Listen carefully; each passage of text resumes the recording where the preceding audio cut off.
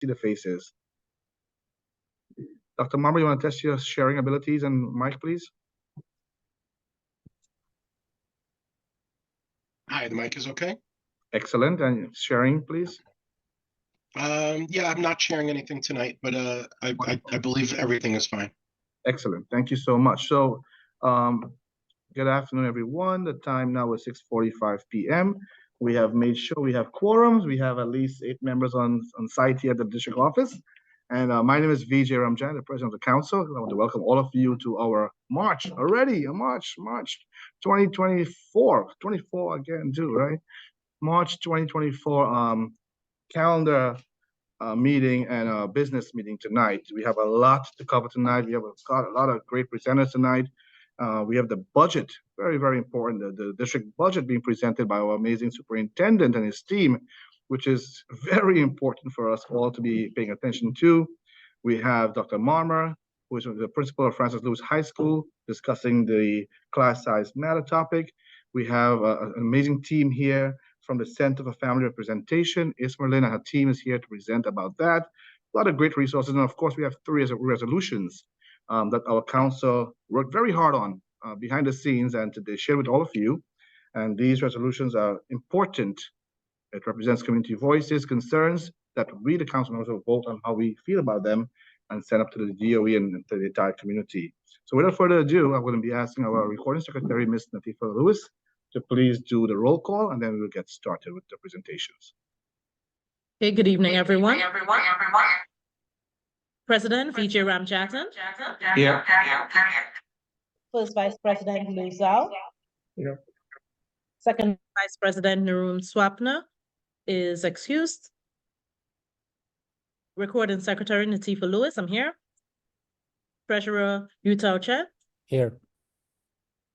Member GK Goodtimer. Yes. Member Tanya Wentz. Here. Member Adriana Alicia. Here. Member Simone Dunbar. Here. Member Julissa. Here. Member Quentin Mexiton. Here. And I believe that's it. Oh, I'm sorry, Member Jalen. Present. Thank you. Yours now? You should make yours now. Okay. So we are all here in some form or the other. So today we're going to present a few things. So I will start with my presentation again really quickly. Let me share my screen here. Okay, are you seeing my screen? Yes. Are you seeing this? There it is. Okay, excellent. So basically, want to remind everyone that the Community Education Council is our members over here. We are a full board of at least 11 people over here. We are looking for high school students in the district to join our board as well. And our administrative assistant is Ms. Dorinda C. Mungo. And of course, the way we function here in the CEC, we are partners. We are community partners who are looking to help, who are in community, who are looking after our children, who are trying, guys, it's distracting, I'm sorry. We are trying to address the needs of our community, who are trying to understand students' needs and parents' needs. But, we are here to work in collaboration, in unity with the district office and all the schools to ensure we are doing the best job that we can do as this parent body that was elected by all of you here, the parents. It's March Madness. It's Women's History Month, if you did not know. So we want to acknowledge and remember all those who have served, all those who have made a difference, and all those who have just been themselves. And I also want to acknowledge all the women in our board over here, council board members, for doing an amazing job. We are lucky to have all of you here. And to Dr. Hall and Sonia and the entire team, we have Naomi who's here, amazing. We thank you and we acknowledge you as well. It's Irish American Heritage Month, if you didn't know that, and it's Mustache March. So it's time to grow a mustache or get one or something to figure it out, It's National Colon Cancer Awareness Month, and it's Youth Art Month. I didn't know these other things happen in March, but so much happening in March. Very important to note is that Monday, March 11th, this is this Monday coming at 5 p.m. We, District 28, CEC 28, we are hosting Chancellor Banks for our biannual Chancellor's Town Hall. And if you may have gotten an email asking you to submit questions from the council, from your school or from various avenues, because we have a chance to really speak directly to the chancellor and his entire team and ask him the questions that we are concerned about. So we're asking all of you can attend via, can you share the link on the chat feature with the information to register for the town hall? And you can join either in person or you can come online, and we would love to see faces. Please do join in person if you can. At MS 217, Principal Patrick Burns, he's hosting the town hall this year. We need questions. It's not too late to submit questions. You have a question for the chancellor. Us, the CEC members, are collecting those questions and we're pulling them together, but you have to submit them. There will be no live questions on the day of the town hall. So please, please, please, if you want your question to be considered for the town hall, please submit them beforehand. And our team of experts here are sharing the link in the chat as we speak, where you can submit questions to be considered. If you have any questions, please put up your name to speak later on and we can do so. I will just announce this since I'm speaking now. If you want to speak in our public comment section today in the meeting, please write the word speak in the chat feature. Just speak. And then one of our team members, can we ask Tanya, do you mind helping out with that today? Tanya will be looking in the chat feature to record your names in the order in which you sign up to speak, and then we'll call you to speak in the public comment section. We have many people present today in front of us right now in the district office, so we'll take turns if they want to speak or if you want to speak as we go along in the meeting. But also we reserve the right to shut the chat feature down if it becomes, we think as a council, it's becoming a little too heated or the conversation is not proper. We'll stick the chat feature down. Today, yes, many of you will have gotten your children's high school decisions and waiting list appointments. So if you haven't done so already, you can definitely go to the My Students account and check on the documents, and you will see which high school your children got into, and also which waiting list they are on. So that's today, and also middle school offers will be sent out and wait lists will be sent out on April 3rd. Is when you will have this, and if this date changes, the DOE website will have that information. These are some key dates to remember coming up very soon, and I'll share my slides to our administrative assistant. She can share this on the website, but very important dates here for you to look at. Some of them has passed already, the 2023 dates, but important to know is we have, in Wednesday, March 27th, kindergarten and kindergarten GNT offers will be released. 3K and pre-K admissions, Tuesday, May 14th will be released and the offers, and Thursday, May 16th, 3K will be offered and released as well. And then gifted and talented, upper grade admissions, Monday, April 15th, 2024, GNT upper grade applications opens. And then we have Friday, May 3rd, 2024, GNT upper grade applications closes, and Wednesday, June 12th, 2024, GNT upper grade offers will be released. Again, your place to check for these dates and updates, if they change, will be at the FACE website, the DOE's FACE website, and that's where they'll have all these information here, and if they change, that's where it will be. Very important to note is that we have the Panel for Education Policy, the PEP applications are open now. So last week I joined a meeting where we were asked as the presidents of the councils to choose two CEC presidents from each borough who will elect and decide who the 5 parent members will be to join the PEP, the PEP. So to all of you, if you want to join the PEP, this is a board of 23 members. We have each borough president will appoint 1 member.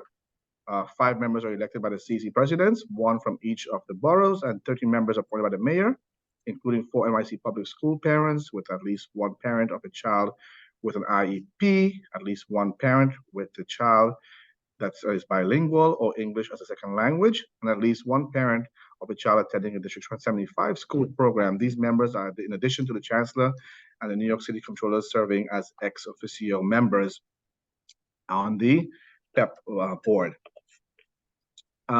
It's a one-year term to serve from July 1st, 2024 to June 30th, 2025. So I am encouraging all of you, including our CEC members here, if you want to be part of the PEP, you want to join, this is a very, very important place to be. Definitely fill out an application and submit them by April 15th to be considered to be a member of the PEP. Last but not least, school surveys are out. We encourage all of you, please, to our families on board here tonight, do fill out your school surveys. This is the way of you grading your school, letting your school know, hey, you're doing a great job, but here's where you can improve. Here's where you're doing an amazing job at, but this is how we would like you to improve. And they do take us very seriously. So while I always say we can complain about what's not going wrong, if we didn't put it on paper somewhere, we're missing the mark, right? So please do fill out the school's survey that you have to do, and they are until April 5th, 2024. And that is my, see, I have one more slide here. There it is. Hiring a parent coordinator for all the principals who are on board tonight. Just remember, if you want to hire a parent coordinator, the law change where you have to consult with the CEC, and each one of the CEC members are appointed as a liaison to your school. And our administrative assistant is the one who will communicate with you to set up the appointment with our CEC members to be a part of the consultation process for hiring a parent coordinator. This is new. This is why we are highlighting it. New York City Reads, if you want to sign up to be a volunteer for this, here is the link to do this. So it's a 10-week virtual course to become a New York City Reads family ambassador. And definitely sign up. It's very exciting. I did it before. It's very cool to go to the school and to read for the students. It's very amazing. And last but not least, Summer School, Summer Rising, our very own team here in D28 works very, very hard to make sure we have a very robust and very smooth process in enrolling students in the Summer School Rising. However, it's not unlimited seats. It's first come, first serve. So you have to do your part and apply for the Summer School Rising program. They're open right now. The applications are going in right now, and you will have until March 25th to sign up for your Summer School Rising seat for your child or children, and you have to use your MySchools account to do so. Thank you, and I think that brings me to the end. Yeah, great teamwork here for CEC28. Thank you all. It's wonderful to work along with all of you. I'm not stop sharing now. How do I minimize this? Stop sharing. There it is. Okay, so that's my presentation. It will be shared on our website that you can have a look. And if there's any corrections, please send them my way. I'd be happy to change anything that's incorrect. So without further ado, we would like to welcome our amazing superintendent, Dr. Blake, who has been doing amazing work on the ground and behind the scenes and in front of the camera too. But he's here, he's present today, and the new law change where with the chancellor's regulations where the superintendent presents the budget now going forward. So Dr. Blake, the floor is yours. Thank you so much, PJ, and thanks to all the members who have really graced us with your presence this evening. What I'll do is to focus on the budget presentation, and with me to deliver this discussion, this deck is Naomi Alexander from the district office, and Naomi is in charge of schools in our District 28. So she will fill in some of the questions and the gaps that we'll present. So I just want to say welcome to the annual budgets engagement sessions. Dr. Blake is superintendent, and I'm happy to be here to serve along with the district. And Representative, I said it was Naomi Alexander. Tonight we'll get an opportunity to look at some transparency around our school district, our schools in the district, and to see how we can, utilize the budget and where it's really coming from. So the purpose of tonight's presentation is to be transformative as well as to be informational, so as we could get to understand. Before I do that, I just want to speak about some of the successes of our district. We continue to be a high-performing district. We got the grades for our score, went up from 53% last year in ELA to 57%. which is a great increase because, most districts are going in the other direction. And our math went up very well too, from 49% to 58%.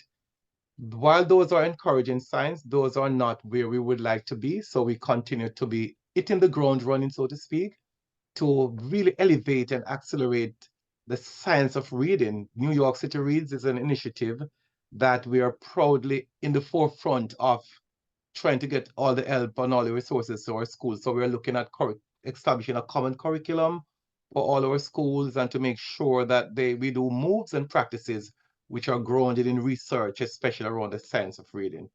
So back to the budget. Every spring, the panel of education policy votes for the New York City Public Schools budget allocation formula, which is known as fair student funding. So tonight, I'll be able to present to you some idea about our budget and how we are funded. So welcome to our presentation. What I'd like to do is to move on to the next. As if I'm stuck right here.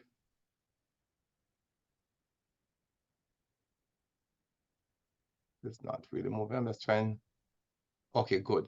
All right, so agenda tonight is to look at the purpose of our budget, is to review the New York City Public Schools budget. But let us look at our specific district. We want to funnel down to look at District 28. Our district is diverse and it's comprised of 36 schools from K through 8th grade. At least we have one school with two 9th grade classes. So we are K through 8 essentially. 32 schools. We currently have 21,763 scholars. And of course, the number is growing. We have students with IEPs. We have 3,424 of those students. All students are our students. And we have multilingual learners, students who come from different language backgrounds, linguistic backgrounds. We have 4,412 of those students. And our student in temporary housing, you notice the number has risen. We have 2,584. However, all those are our students, and we're responsible for them. As of November 1st, we have recorded over 1,726 teachers. So that's a little overview of our district, our landscape. And we know we are located in the north and the southern section, all right? So the purpose of tonight's presentation is to give an overview of the 36 schools. Time would not allow me to dig deeper into specific school budget. However, if you would like to, you go on the main website of the DOE, enter find a school, and then step 1, you could choose a specific school to select the report tabs, and you could get to see the specific allocation overall for those specific schools. But my job is to just give an overview of the Galaxy allocation, the budget summary, and expenditure, and to provide a budget at a glance for us tonight. And this is one of the first part. Where does our funding come from? Very interesting. Our budget for this fiscal year is $39.4 billion. We estimate we will spend over $31,250 per student this year. And obviously these are the sources. Our federal funding, the source broken down: city, $21 billion, which is 53%. And the state also gives a good chunk of the funding, which is $14 billion, which is 36%. So primarily, our funding is twofold. One from the city, which is the greater bulk of the funds, 53%. And the state also comes in with those federal stimulus money and other federal funds, which we'll talk about, like Title I and so on, Title III funding for different categories. How is the New York City Public School budget spent? Very interestingly, the funding is really allocated over different weights. I spoke about before, different categories. At the beginning, I spoke about teachers, right? We have over 1,700 teachers, 21,000 students. And the students are weighted differently. So the money is allocated around those, right? We have K-12 schools and instruction. Grab a big chunk of the money, $14.9 billion, which is 38%. So the largest chunk is from that. School operations, you have to operate the schools, like construction and so on, $4.8 billion, which is 12%. And believe it or not, charter schools also, although we do not have, yes, I do not, we don't have the specific numbers of charter schools, but that's available. The city also fund charter schools as well. But the bulk, which is only only 8%. Employee benefits like pension and all those health benefits, $11.5 billion, which is 29%. So this gives you a little rundown. Our early childhood from birth to 5, 2.5%. So this is all it's broken down, it's allocated. $11.5 billion goes to employee benefits, $3 billion goes to state mandated funds and charters, we said before, and about 200 million or less than 1% goes to our central administrative staff. So basically our school, the funding is around instruction. And in District 28, in other districts, we're making sure that the funding really goes to where it matters in the classroom and to benefit our students. So we try our best to make sure our school is a top heavy, which means that balloon at the top where administration is concerned, and then not so much for students. So we do the other way around. We make sure that the classrooms and our students are well endowed in terms of, giving the money, the allocated funds to fit their needs. Naomi will come in as we go along with some more specifics. So District 28, for the 2023 school budgets, we spent $488 million is given to our district over overall budget total. So of the $39 billion, we have $488 million, which will come to our district. And as it's broken down into other federal stimulus, other state and local funding. But a large chunk of this large blue area is called FSF, Fair Student Funding, which accounts for $419 million or 86%. So the bulk of that is around fair student funding. We'll speak a little bit more about fair student funding because this really gives the wiggle room, as it were, autonomy for principals to really make decisions. The superintendent, of course, is a thought partner with the principals to ensure that the funding is really trickling down to where the kids need it most. And we'll get back to that in terms of the specifics. So as I was saying, who decides how the money is spent at the school level? We know that, as I said before, principals have flexibility and autonomy about spending. They can target the various needs. They could target specifically to the needs of the students and the community needs. So principals develop what is known as, already SLT, their school leadership teams, and they, knock heads together, so to speak, put heads together to make sure that the money is allocated to really serve the instructional priorities. So maybe they make sure that the money is spent that way. The principals work with the SLT to create the school's budget. And of course, when the budget comes to me for approval, I have to really look and make sure, as I supervise the principals in this process, and that I'll approve all school budgets that are in alignment with their CEP. So it's not like a one-man show. They have what the principals do have autonomy, but they work together with the SLT, which is a community-based parental group, to make sure that the funds are allocated. And of course, everything has its rules and regulations. We make sure that the guidelines are followed, because those federal funding, there's strong accountability for how those funds are spent. So it is my job to provide oversight, as well as I said, thought partnership, to make sure that it has been allocated fairly. This is a category I mentioned before. It's called Fair Student Funding, or SFS. Fair Student Funding is the largest funding stream that we provide to schools, and it is based on the number of students enrolled at each school. So no two schools get the same amount of money.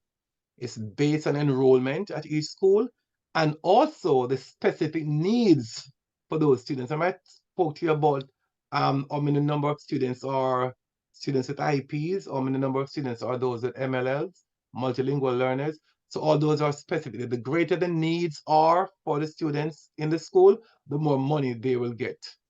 Students, and we know that students' needs are weighted based on the costs of meeting a student's educational need, right? So Johnny and Mary may be in the same school, but they have different needs. So the funds are allocated as such.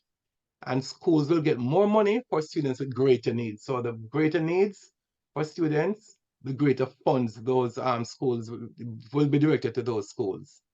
So fair student funding makes up about 2/3 of most of New York City public K-12 school budgets. And as I talked about before, other funding are, as I said, Title I funding, right? With based on poverty income driven situation there. Like most kids who are in the poverty circle will get those schools will get Title I funds. Title III funding are usually those for students with the ELL students, MLL students, and of course IDEA is around the whole idea of spending money towards kids with special needs, special, education needs. Other targeted allocations for specific initiatives are given, and even trickling down to DC-75 programs are also funded separately. So this is a big chunk of the funding around FSF peer student funding, which provides principals and schools with substantial, as I said before, flexibility to tailor the spending to school and community needs. And although we speak about flexibility, the vast majority of the funds are spent on teachers as well, right? Teacher salary. Obviously, we're talking about the class size, which is becoming, a concern. So that all of those will be taken into consideration.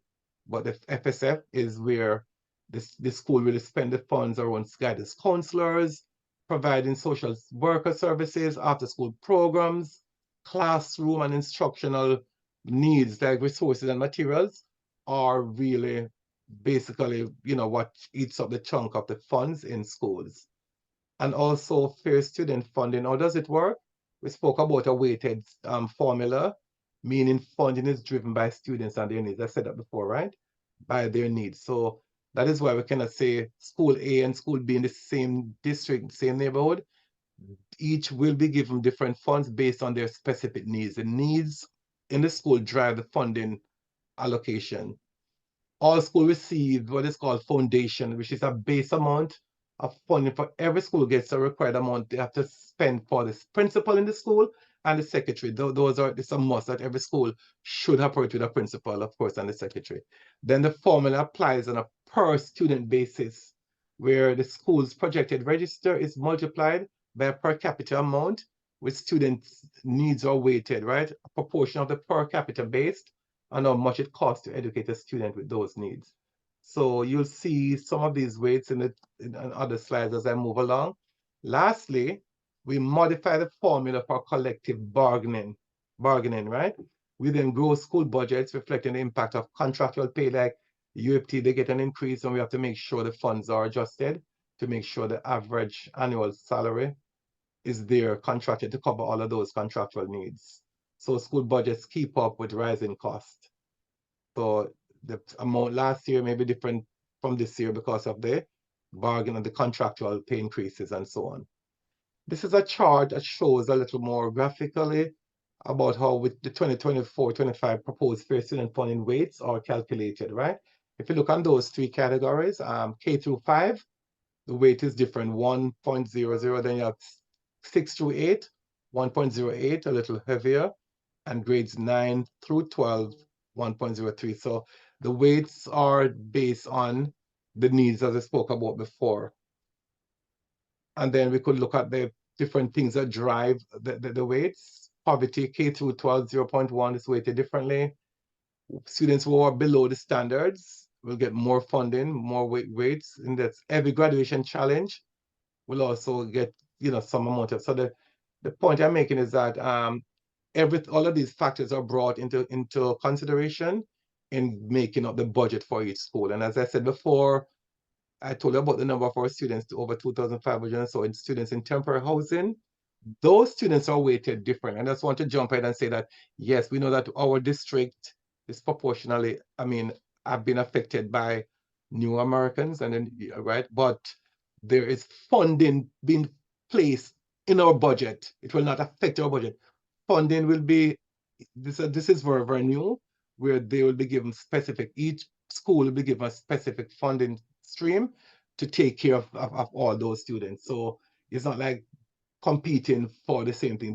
There's no new formula to fund those. Naomi, I'm going to pause and ask you to maybe just jump and elaborate on that a little more about this new funding stream for students for new migrants. Want to speak about that?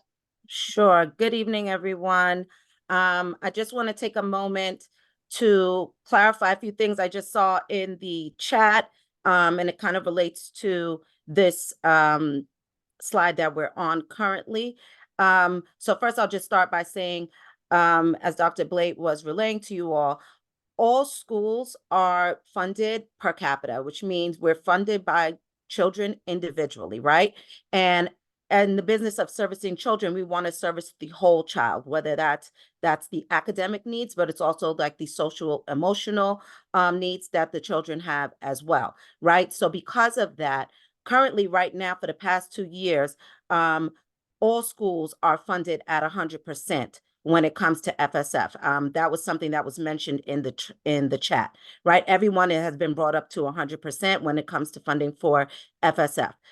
Prior years before, we were fighting for that to get every school at 100%. We are there now. So the base weight for the students are what you see at the top of this slide, right? Where it says grade base weight, right? So elementary is at 1, middle school is at 1.08, and that is obviously because at that point in the students' education, we're getting into more specific subject areas, there's testing and things like that, and then it changes again for high school. But everyone starts at the base, and then depending on the child's needs, right, that's where these weights that are broken down here are additional on top of that base weight. So every child in the building is coming in starting at the same point, and then based on their individual needs, additional weights are added. Additional weights equate to additional funding based on what those needs are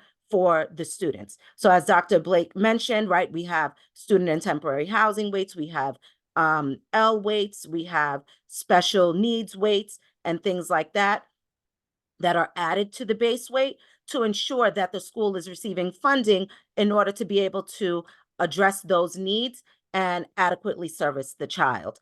In regards to the students in temporary housing, that refers to students that live in shelters or are classified as double ups, and that's how they're coded in the system, right? So because of that, we know that they may need additional support in school settings, whether it comes to educational needs, when it comes to technology, it could be speaking to their clothing, uniforms, hygiene needs, counseling, anything like that. That additional funding that is poured into the school is to assist and offset those additional needs financially for the school.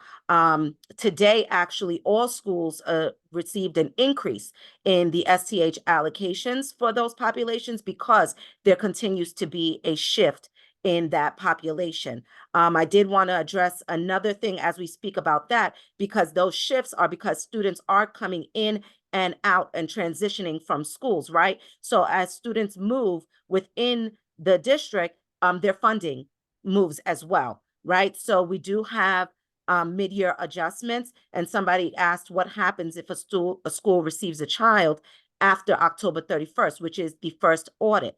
So schools actually go through 2 rounds of mid-year adjustments. So the second round is actually December 31st, which primarily focuses on the special ed needs, special ed students. However, if the school increased in registers between that October 31st and December 31st, when that second round adjustment comes in to the school, those children are accounted for and the school is allocated that funding, right? And additionally, the same thing, if students leave within that second window, then the school would lose that money because that funding needs to follow the child to the next school that they are going to, okay? Thank you so much, Naomi. And we'll get back to those questions in the chat. So thank you so much for that. So schools are ranked based on their proportion of student needs, as I said before, just to elevate the points with students with disabilities, ELL students, students living in poverty, and so on, temporary housing. The funds are distributed accordingly. How the FSF would work, we have 2 children here, Ava and Miles. You see Ava, she has those needs, $3.23 over Miles with $2.66. And we could say the difference. One is in the K school, like pre-K school, and then the others in the second grade. So I think K through 2, so this weighted different, and then all of those colors indicate the different needs that the child will have. All right, special education needs, English language needs, academic intervention. So that will determine the weight for those 2 students per capita. So although they may be, and in other cases, the 2 children may be in the same school, but as I said again, the needs will indicate the weights. All right, so this is an overview of the budget, and but I would like you to go online to know more about fair student funding. These are some of the suggestions. You can find the following in the New York City Public Schools Info Hub, on the financial data and reports. We could get a more detailed analysis, but I just wanted to tail the conversation to District 28, that of our 36 schools, and just to elevate the point that we are very conscious about how funds are spent. And coming from a school, myself being a principal at that seat, we know that the primary focus is to really give the services to the students. And I'm coming in with that same lens. And so far, our principals are doing very well in trying to make budgetary decisions around instruction and having the kids at the center of all budgetary decisions. So that's what I'm promoting, and that's what I'm elevating in the district. And pretty sure where we know that government, city and everything, coffers can be limited. And we are also trying our best, as I've been leading the charge, to really tap into the coffers of the elected officials to get more funding for our students. We're looking at STEM, or we can elevate STEM in the south, STEM in the north. So we're trying to get other funding sources to enable that our students, are doing the very best and to give them a fighting chance to succeed. So thank you very much for listening to the budget presentation. I'll be happy to take some questions, and we'll be available for any drilling down if you have any specific questions. So I just want to thank you very much for that. I will not give my regular report. I really want to focus on the budget tonight. So thanks so much for your attention to this, and I'm here to serve you and to be of any resource to you. Thank you so much. Thank you, Dr. Blake. Truly appreciate you, Naomi, and the entire team being here to provide the information. And of course, these presentations are available on our websites, and the links to the various schools are on the DOE website, where you can get an in-depth look at the school itself and how the budgets are being, spent. And of course, this is public information. So please do feel free to do that. Next, we're going to move on to our next presenter, Principal Marmer, David Marmer, who is presenting. He's the principal of Francis Lewis High School. Principal Marmer, your turn is now. Please go ahead. Hi, good evening. Thank you very much for giving me the opportunity to speak with you tonight. Just to give a little bit quick background, I'm the current principal of Francis Lewis High School. I've been principal in New York City for close to 14 years. I've been an administrator for 19, and I just finished working as the co-chairperson of the class size working group. Francis Lewis High School is not unlike many of the other very large, of course it's the largest, but is very similar to many of the other very large comprehensive high schools around New York City, including, of course, Forest Hills, and Cardozo, Bayside, and others, Hillcrest included. So when I had first known about the law for limiting the class size and mandating new caps, this is before the working group even started. I know from my experience as a principal at Francis Lewis that trying to apply these new caps to Francis Lewis is going to be beyond challenging. I actually saw no solution. So when the opportunity came before me to join and be a part of the class size working group, I figured, all right, it'd be a great opportunity to see what's happening. There must be some answer that everybody has, and some magical thing that I just can't figure out, even with all of my experience and knowledge. After many, many, many long months working with the working group, many of us came to realize that there actually is no good answer for this for most of the schools, and certainly in Queens, parts of Brooklyn, and certainly in Staten Island. basically any school that has either a space problem or is already fully enrolled at the current caps. I know that applies to most of the elementary schools in Queens, many of the middle schools, and in total, the number of schools that will not be able to comply with this new law in time is going to be numbering in the hundreds. So what I'm actually here to talk to you really about today is mostly one, just to answer any questions that people might have, and the other is to really now, as the class size working group is over, I can now not worry so much about my obligation to that committee, but going back to my obligation to my school community. And it is 100% certain, not 99, that in Francis Lewis's case, which is going to be mirrored in schools all over District 28, it is going to amount to the dismantling of the entire school community. In Francis Lewis's case, if there is not a legislative change to this law, in Francis Lewis's case, we'll be losing between 1,000 and 1,500 students. That we have 4,500 kids right now. We would likely have to go down to close to 3,000 in order to comply with the law. There is no other solution other than a legislative change. So what does that actually mean in practicality? What that means is that Francis Lewis, for the first time in many, many years, would have to eliminate all enrollment from outside of the zone and become a fully zoned school, which of course eliminates all of our magnet program admissions, and that would have a tremendous negative impact on the diversity of the student population from our school. Now, if that wasn't enough, the number of kids that would be lost that way would not be enough. And we would actually now have to reduce additionally approximately 15 to 20% of the zone students. That would mean that for the first time in 67 years of the school's history, we would not be taking in students who were in the zone, going through the younger grades, waiting to come to their rightful zone school, and now being told that they're going to have to enter a lottery for a seat in their zone school. This would include students that live directly across the street from the school, would have to enter a lottery in order to attend their zone school. So now again, I'm using that as an example. However, that exact procedure is going to be happening at almost all, if not most, if not all, of the elementary schools that are already at capacity.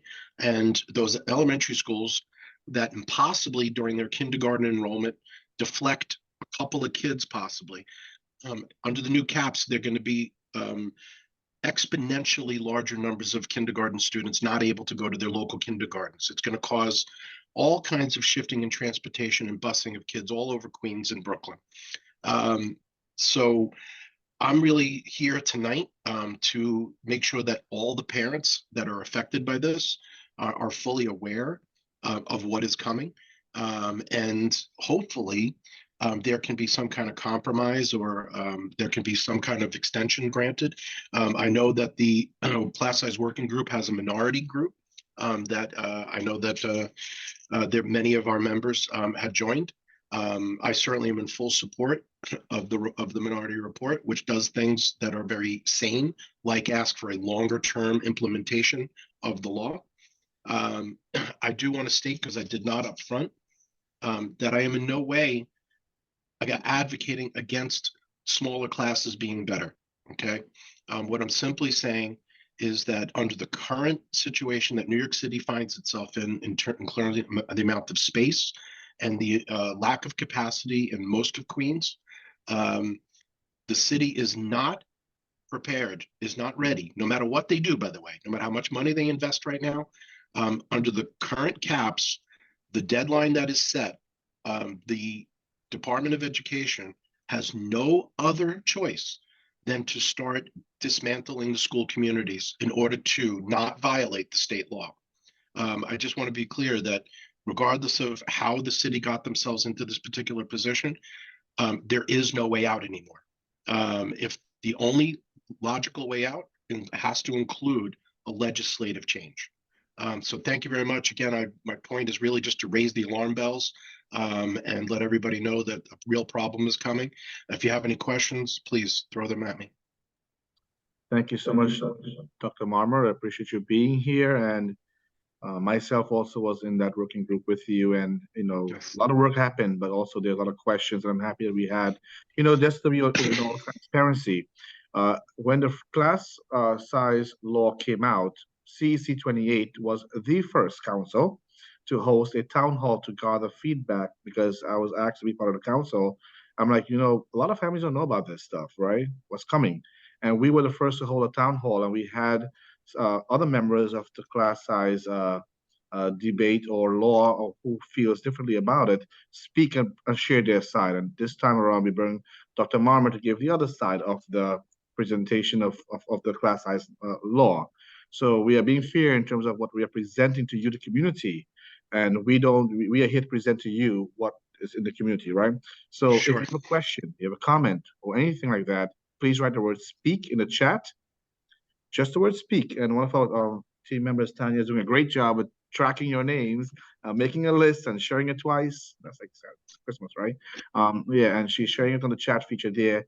And your questions could be for the chat, for the presentation of the budget, Dr. Marmer, or it could be about our next presentation, which is by the Center for Family Representation.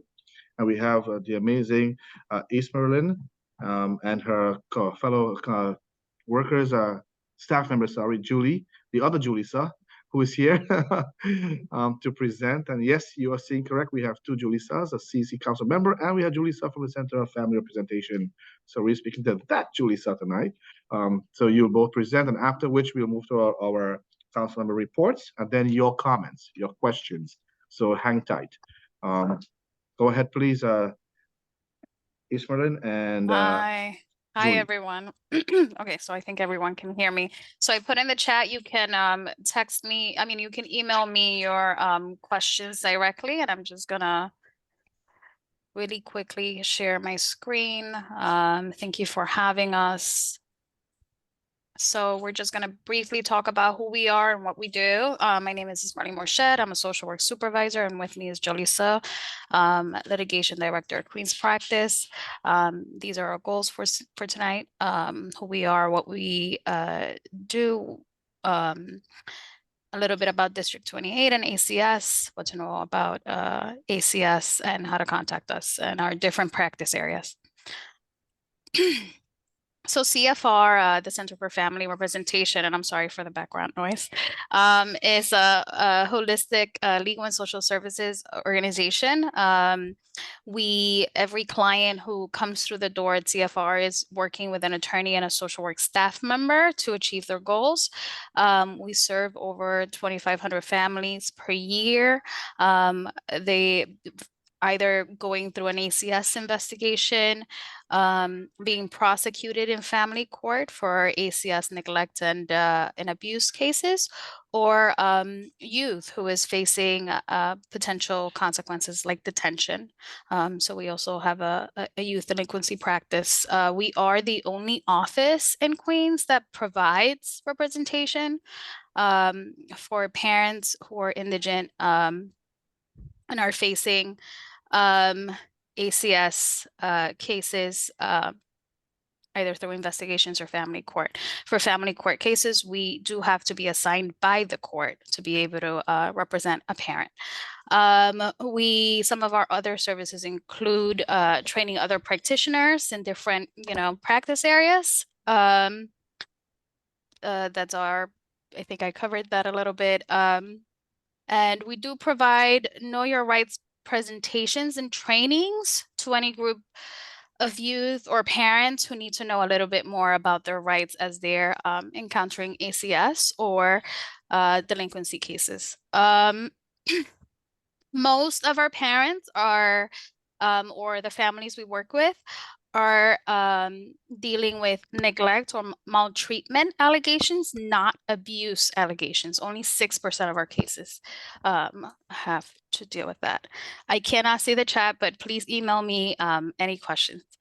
And so generally, some main things to take away about what to know about ACS. I think many people here know about ACS. It is an agency that has a role of investigating families who might be dealing with maltreatment or abuse allegations. They are able to remove children from families if they believe those children are in immediate harm's way. And they can do that without a court order, and then they can they have to come to court. And they are the agency responsible for prosecuting those cases as well.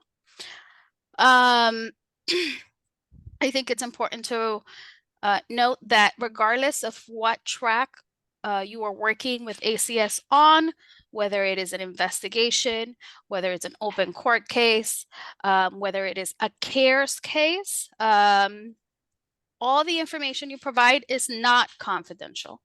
I think it's also important to note, and many people might not know, that individuals being investigated by ACS have the right to speak to a lawyer and advocate. And in Queens, again, we would be the only organization doing this. In Manhattan, there are 2 organizations, and in the Bronx, there are 3 organizations doing it. And I'm gonna hand it over to Julie. Thank you, Izzy.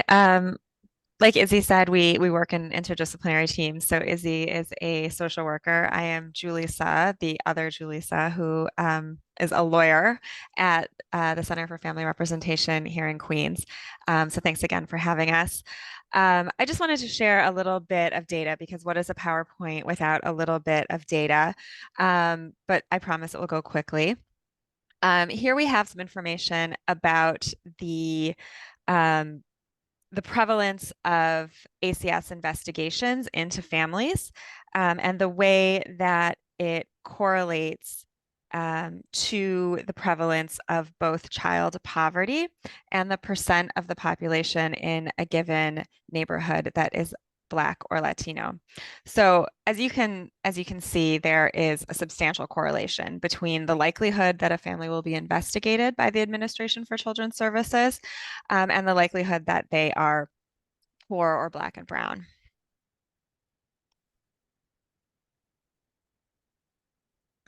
And just to drill down on that a little bit more, or to look at that another way, we have some data here that comes from the New York State Office of Children and Family Services, which shows, based on the year 2022, that if your family is Black or Latinx, you are multiple times more likely to face an investigation by ACS. You are more likely to have that case be indicated, meaning that there was some evidence of the maltreatment of a child, and you are many more times more likely to have your child removed from your care and placed into foster care than if you are a white family. To speak a little bit about District 28 itself, this is just some interesting trivia.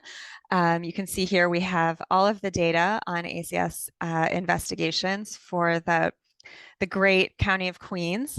You can see that for the neighborhoods that are largely coextensive with District 28, we have Rego Park and Forest Hills coming in with 187 investigations in 2022, and Jamaica and Hollis coming in with 1,618 investigations.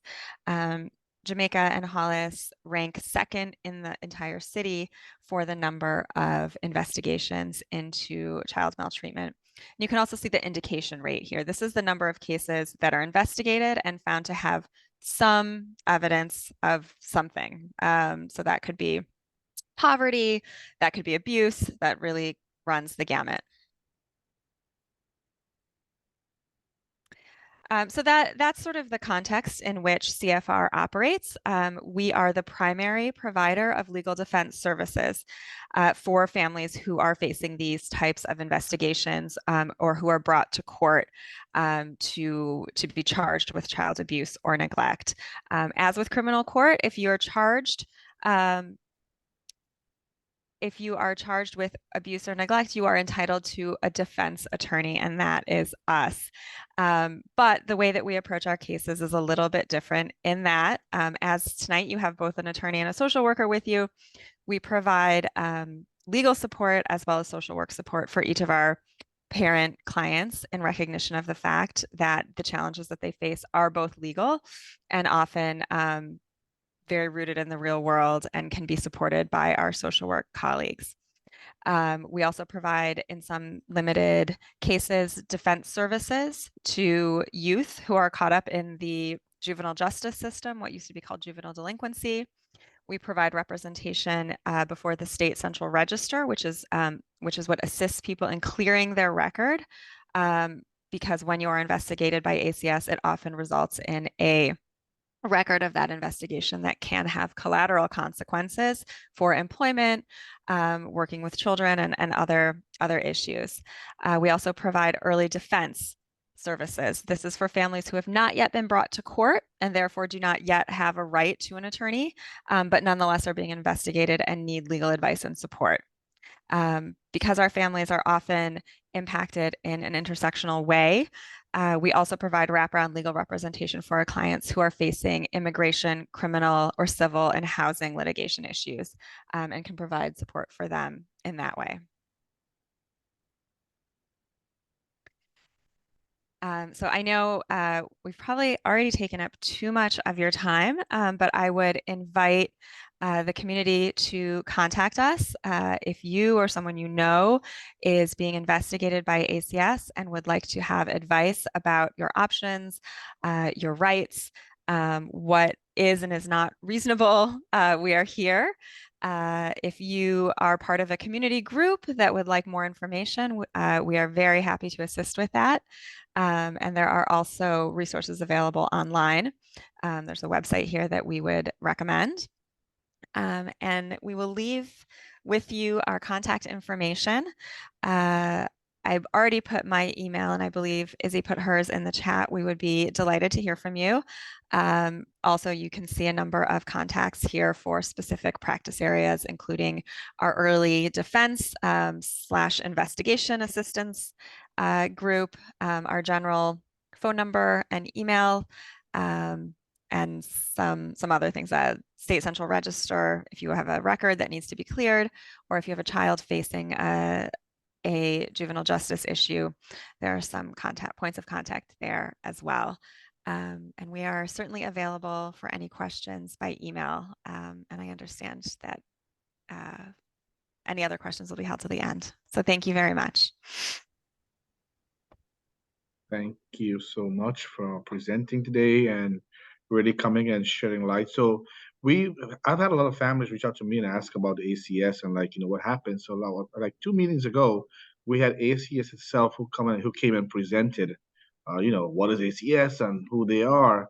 But then our amazing Councilmember Simone had the brilliant idea also of saying, well, we should provide solutions too, right? Like, great to know what ACS is, but there are families who are actually actively right now just don't know what to do or who to go to. And we have this amazing resource in our community that Simone, thank you for looking into it and to really bringing this group with us here. And it's mind blowing to see how communities of color and socioeconomic status, disadvantaged ones, are impacted at greater rates. That was really mind boggling to see that in live and to see the data. Thanks for sharing, both of you, Ismail and Julie, for being here. We really appreciate it. So this time, go ahead, Julie. No, thanks so much. That's it. It's a pleasure. Okay. So at this point in time, we just 5 minutes away from the questions. So we're going to be asking our council members to please make the reports. I'm going to go down the list. Lou Zhao, you can unmute. Yeah, I yield my time. Yeah. Thank you. Thank you, Lou. Unmuted. Next, Nora Swapner is absent.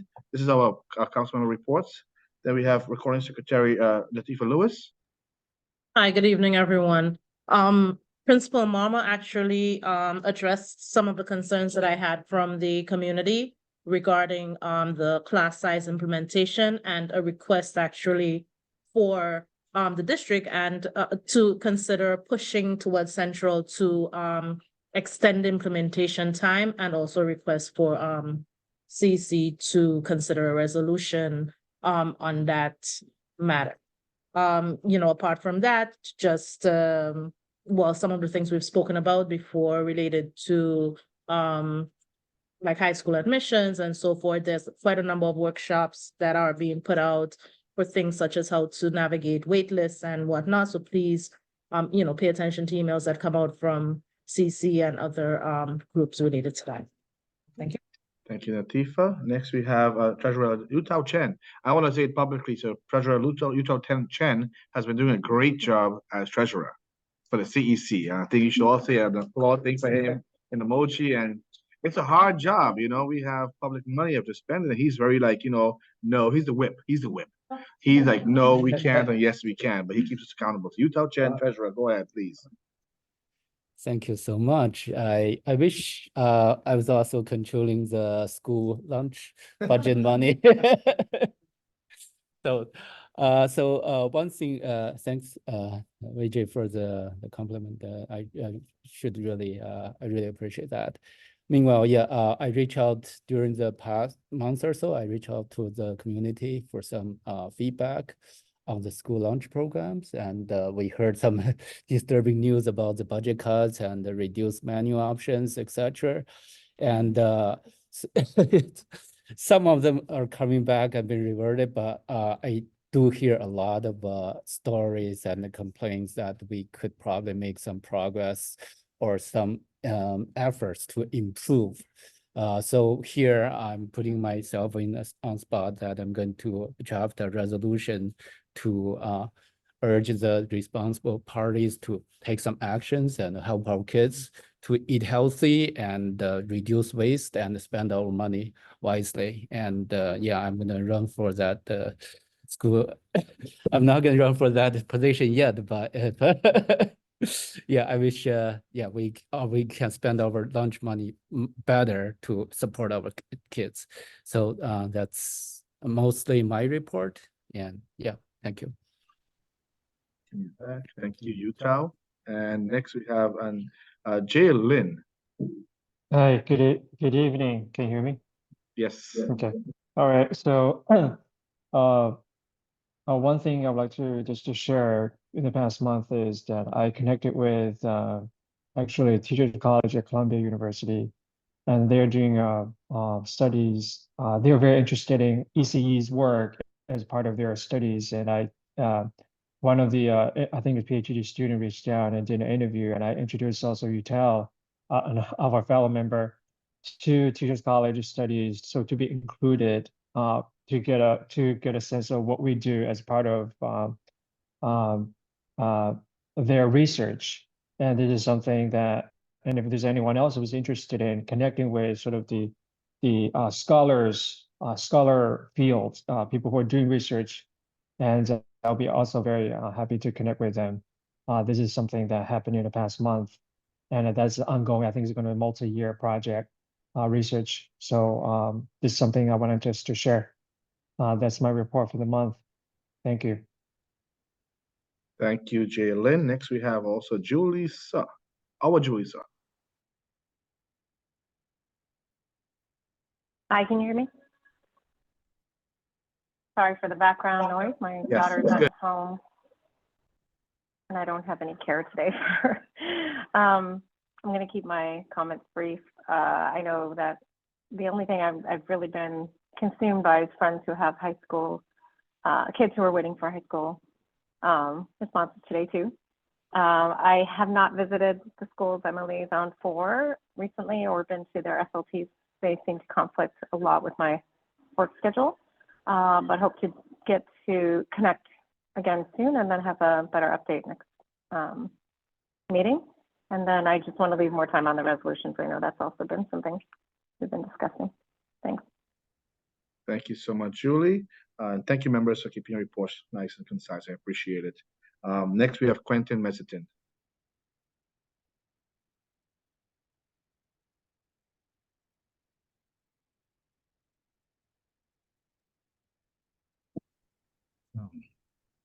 How's it going, district? Well, last meeting, I became the liaison of Queens Gateway. I decided to do my first school visit, so I just dusted my shoulders off. That was my first time, and I felt really excited. Went to the school, an amazing school. I heard so many good things, and then I got a tour, not only from a parent that was there, but PTA president, assistant principals, janitor, gym teacher, and it was just phenomenal. I was there for a few hours and they walked me through the whole school. Now, I wish I could end there. So during that time, I was addressed with their concerns. So Queens Gateway is an interesting school. They have all these highlights and all these awards and all these things that we should be proud of. But for some reason, they weren't getting their concerns addressed. So this school has 673 students, and they only have 2 safety agents. Some of those students are D75. So of course that always rings my bell because I'm just like, I saw how big this school is, and just to have 2 safety agents was one of their concerns, that they would want more security to help them just for the safety of the students. Things weren't addressed like their gym. It pretty much has horrible floors. If you play basketball, you're pretty much at a disadvantage on that floor because the wood floors are warped. So there's certain parts that you just should not dribble at because you will just mess up your dribble. And there's certain lines that are not even there anymore. So somebody could argue that was a 3, and somebody could be like, no, it isn't because the line's not there. And you could have a lot of just, wrong calls. So those are a couple things that they've addressed. So of course, what I do is I go straight to our district, our superintendent. I'm like, hey guys, how can we address some of these things that I got in the email from them? And then that's when I found out something I did not know. Secondary schools, even though we represent 6th graders to 8th graders, if they're part of a 6 to 12 school, they're considered high schools. So that was interesting because now I'm trying to get in touch with Superintendent Van Ness, Dr. Van Ness. Do not say doctor. Dr. Van Ness, because it's interesting because I'm the liaison, but it's like I can't really address their concerns. So I'm like, how did I get here? However, I'm here and I'm definitely going to be working with them this month because we have some issues that we have to bring up with base and like their enrollment. There's a lot of issues that were going on that they pretty much jotted down, but I realized those aren't our concerns. So I am their liaison. So I will be helping them address their concerns on the other side of the fence, which I just learned. So anybody in 6 to 12 schools, there's a few of them in our district, you got to go that way. Don't really come here, but you can come here, but we can't really help you that much. And one other thing that I found out was this is done with Queens Gateway because we're still ongoing. So I'll give you another update next month. Was a lot of us got our parent teachers meetings because we got our report cards, and that is awesome. Here's something that some of you D75 parents should not be worried about.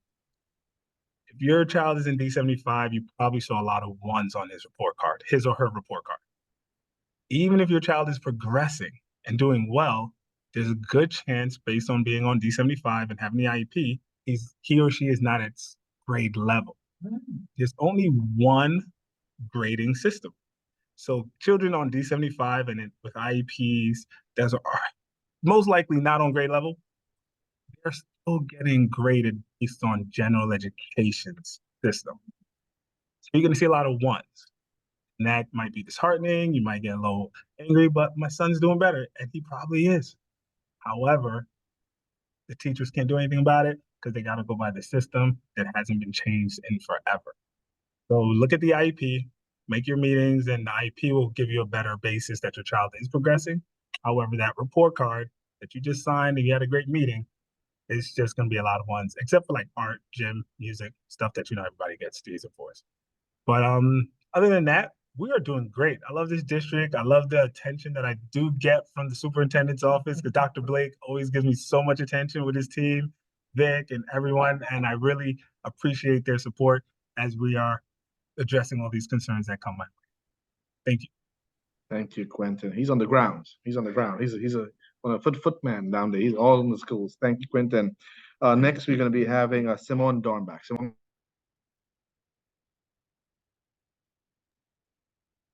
Good evening, everyone. Let me get my this month was a busy month. I got to visit together with Nathifa and Tanya Yeka, the Emerson School and New Prep Middle School. There are a lot of things that we have to address together, but we're working on it, and I'm sure that together we can get things going. I also wanted to share that together with our Julie Sa, we are thinking of having a equity committee meeting where we re-invite the Center for Family Representation to give a parental rights workshop. Everything okay? Okay. So just make sure to, we're gonna be sharing the information. It will most likely be next month. I also would like to share with you a couple of events next week on Monday, Tuesday, March 12th from 6 to 8 p.m. is the Queensborough President's Parent Advisory Council on the topic of capital plan for Queens school districts. SCA will be presenting the 2025 to 2029 capital plan. I will drop in the link to RSVP. We always get a lot of emails at CEC, and sometimes are really great opportunities. There is the 2024 JFK Redevelopment Program Watch and Learn series, where you can sign up to watch free shows for younger children, for older children. They have different shows. There is also the opportunity for a free camp during spring break, the Cold Cur Theater Camp for 11 to 14 years old. It is, however, in Brooklyn. You can apply until Friday, March 22nd. I will drop the link into the chat. The Juilliard Music Advancement Program also has a free program where you can apply to. Again, I'm gonna put in the link into the chat.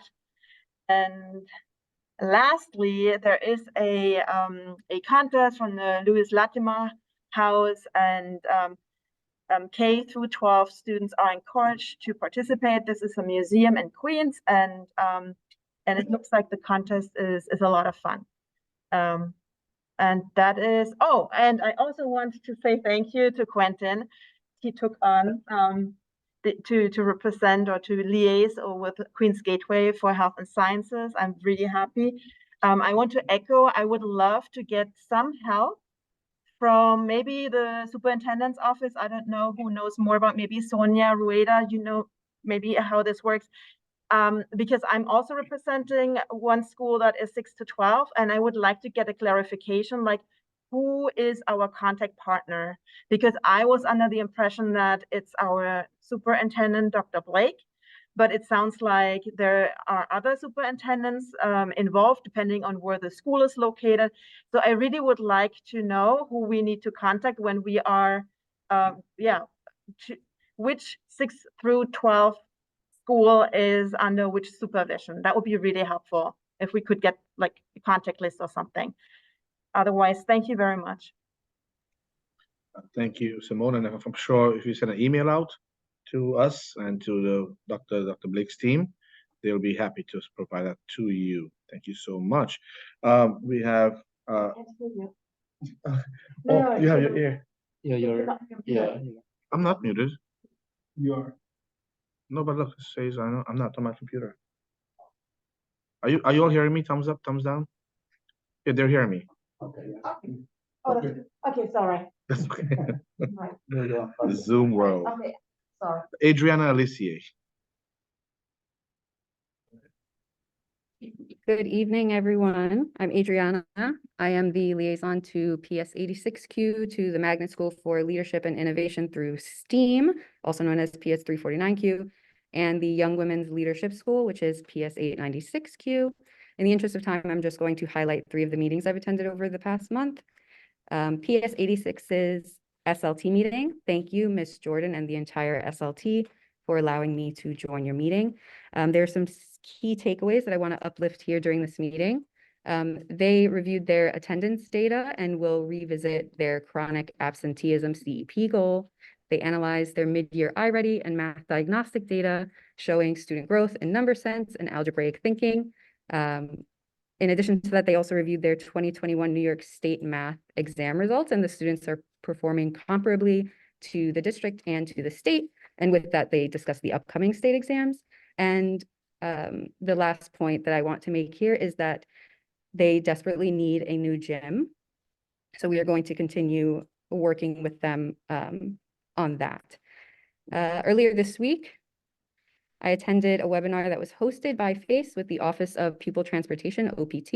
It was a webinar providing an overview and a training on the new VIA school bus tracking app for New York City public school parents. Parents of kids who are not enrolled in New York City public schools, like charter schools, et cetera, have access or will have access to this as well. Some of the key takeaways from that meeting are that the VIA app allows parents to track their child's school bus location in real time. The app is available on iOS and Android devices. Parents do need to get login credentials from their school. I'll share that person next. Some of the key features of the app in its current iteration are the ability to contact support, to view your route number, to view expected arrival notifications and delay notifications. They have some future improvements planned, including push notifications and rider attendance tracking to be sure that your child is actually on the bus that's on its way to you. Parents have reported to this point having some issues accessing the app, and the DOE is following up with them to troubleshoot.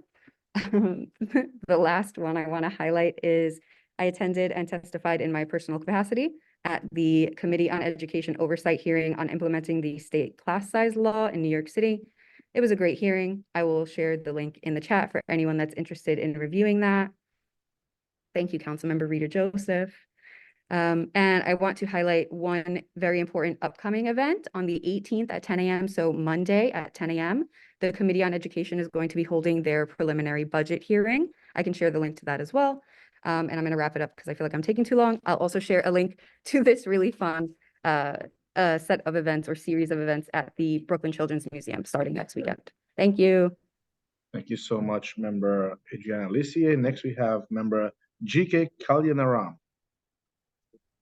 Hi, good evening. I visited 174, my liaison school, and it was an excellent visit. I met with the principal, Dr. Hazel, the Parent Association President, Max. But anyway, the punchline is they're very seriously and aggressively looking for a parent coordinator with a great sense of urgency. If you know someone, please contact the principal there, Dr. Hazel. Thank you.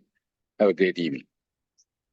Thank you, GK. And last report we have is by our member Tanya Wendt. Tanya? Hello, I am the liaison for PS 220 in Forest Hills, MS 287, which is the Emerson School, and also MS 332, which is the Magnet School of Leadership and Exploration. I will also try to keep it short because I feel like we're getting played off like we're at a stage or something, like the music is going on in the background. We're trying to thank everybody that we want to talk about. Anyway, so I did get a chance to visit PS 220 last month for their SLT meeting. I was really impressed, not only at the depth of what they spoke about. They like Adriana said with her schools, they kind of speaking about like iReady levels, mid-year levels. They were going into a lot of detail about their goals for the year, some initiatives they've got going on. But even better than all of the depth of information that they discussed for their 2-hour meeting, I got there and the camaraderie was so cool. I got in there and there was food. They were ready to get to work. They were ready to like dig in, and they were all working really well together. So, which I thought was really great and really cool. And then, as Simone said, Latifa and I and Simone all visited the Richard Grossley campus earlier this month, and so it was really nice to have all three of us go and meet all three principals and get a tour of the school. As we've discussed in the past, there are some issues there that we're trying to help remediate, but it was great to all go together and meet everyone together. I yield the rest of my time. So we can move on. Thank you. Thank you so much. So now we're gonna have the public comments. So all those who sign up to speak, The current list that I have now is Jessica Zilo, Vanessa Sparks, Richard Connolly, Ann F., Sasha Cruz, Elizabeth Ziba, Al Suhu, Bruce Zihal, Ari Feldman, Effie Zachary, and there was one more person, I think Zamina Frankel signed up also, but I'm gonna get the most updated list in a second. But that's the order in which you're recalling, and I'll be asking you to unmute your microphone, but don't unmute. Huh? Oh, yes. Oh, yes, we have resolutions. Sorry. This is, okay, we have resolutions, which is very, very important. Okay, so what we're gonna do, we have 3 resolutions that was sent out to the community that council members prepared. It was shared to you, the community, via online platforms. The first one is about a resolution in support of sustaining key education programs funded with expiring federal COVID-19 relief. The second resolution is a resolution opposing Islamophobia. And the third resolution is a resolution condemning extremist organizations and affirming the commitment to inclusivity within District 28 and in the New York City Department of Education. So I'll ask the sponsor to please go ahead and speak about each of these briefly because it was sent out to the public for viewing pleasure. After we present all 3 resolutions, then you, the community, will have a few minutes to give feedback to us here on this platform on these 3 resolutions. After we receive feedback, and we'll have you timed for those with feedback, after which then we will take a vote, the council members here on each of the resolutions, whether they'll be passed or not, and then you will see our voting live because that's how we do it. So I'll ask member, the sponsor for all 3 of these resolutions is Simone Dornbeck, and she will start. Simone? One moment. I just posting the link. So You're muted. One moment. I'm posting the link so the public can actually follow through, and I don't have to read everything.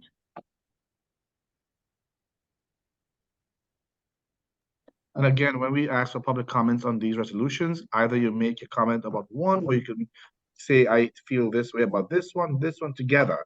So you make your comments about all 3 when you do speak, if you have a comment on each of them, and we are listening for your feedback. Thank you. Simone? Okay, yeah. So the first resolution is in support of sustaining key education programs funded with expiring federal COVID-19 relief. This resolution is to address the impending expiration of COVID stimulus funding, which will be in June 2024. These temporary funds have been funding several critical support services and programming such as summarizing and 450 school counselors, community schools, and 3K or bilingual staff, translation and interpretation, dyslexia, and literacy initiatives. So this resolution is addressing that and asking that the New York City Public School and also elected leaders are helping to make sure that there will be funding for those programs that are currently in place and that are going to lose their funding from the COVID stimulus. The next resolution is called Resolution Opposing Islamophobia.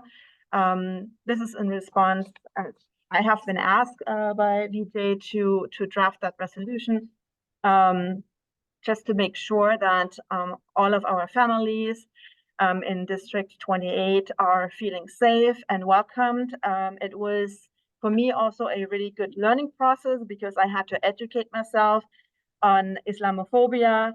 And what I learned is that Islamophobia is it's very much present. However, because of the 9/11 attacks, there have been consequentially a lot of religious profiling, and so whenever a hate crime or bias incident happens, it's most of the time not reported. And that I found very concerning because we don't have the real numbers. With the conflict in the Middle East, those incidents have been going up as well. And there's more information in the resolution where you can read it yourself. But what's important is that it's not only something that is a threat to Muslims, it's also a threat to all of us. It's a threat to people who look like they're Muslim, and so it's something that we all should condemn.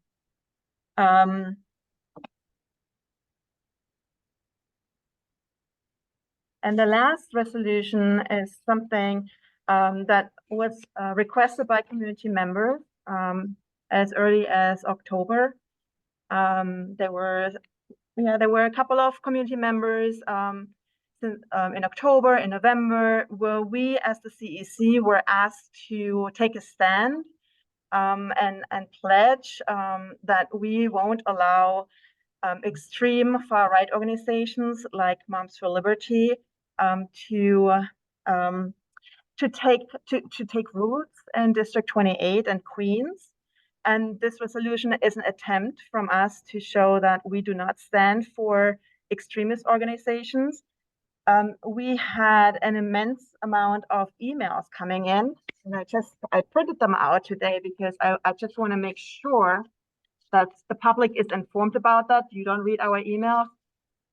Here are like a pile of, it's like 14 emails where community members expressed their support and urged the council to vote in support of this resolution.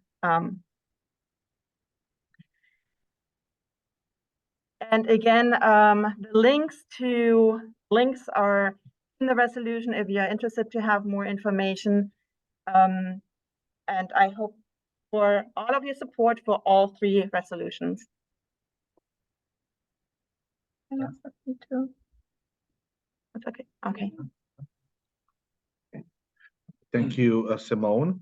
And I want to say that there are co-sponsors on each of these resolutions that you will see on the links there. And again, these resolutions, once they are voted upon, then they make it to our website. And what happens to them? Then they go to we send it to the DOE, and they respond to our resolutions. So what we're going to be doing now is going down the list of those who signed up to speak. And if there's anyone else who want to make a comment, just write the word speak there. But we're going to ask you to keep it at 2 minutes max, so we can really make sure we capture everyone's feedback. And it could be on the resolutions, or if you had a comment or question about for Dr. Marmer or the budgets, or then you can ask your question there as well. One of our council members asked if we have time to make edits on these resolutions. I want to say that yes and no, because yes, of course, but this was sent out before, right? And we had a lot of time to do that. But the sponsor is up to the sponsor at this point here, if she will allow edits or not, or it's totally up to the sponsor to decide that today, if she will allow edits or if she wants it to be voted upon as presented today. But we will, at your point in time to vote, you can say, I would like to have this edit, etc., and then the sponsor can decide if she wants that or not, if she will allow. Fair enough? Okay, so we're going on the list now. So I'm going to be asking you to unmute at this point in time. So Jessica Zilo, you are first. So Jessica, I'm going to ask you to unmute at this time. And we're going to ask our amazing member, Quentin Mezzatine, to be 2-minute marker, to say time's up. All right, that's to be fair to everybody else. And Jessica, you know him. Time's up, what that means. Thank you, Jessica. Go ahead. The time starts now. I actually just have one quick comment, and that's about school safety. To me, that includes traffic safety. So I would love the CEC to sort of do a survey of the schools. At Mel's, we have 5.5 seconds to cross the street, but you have 15 seconds to cross the driveway across, and it creates a lot of issues with how the lights are at that particular intersection. And it just takes so long and so many people to try and get something fixed. And it shouldn't be that difficult when the life and safety of not only students, but staff, because there's a lot of staff, right, that walk across the street, and community members, causes an issue. So I would love an easier solution to fix a known problem around that school. Because not only that, there is a D75 school there, right? Plus Queens Metro. So we're not the only kids on campus. There's plenty of people around there. So school safety is my thing of the month. Thank you so much, Jessica. Next, we have Vanessa Sparks, and that'll be followed by Richard Connolly. So Vanessa, you can unmute now. Excuse me. Good evening. My name is Vanessa Sparks, representing Community Board 12 Education Committee. I bring greetings on behalf of Community Board 12 Education Committee Chair Latoya LeGrand and our chairperson, the Reverend Carlene Thorpe. So I just want to say good evening. I've been taking a lot of notes during this meeting, so I have a couple of questions and one statement. 2 questions, 1 statement.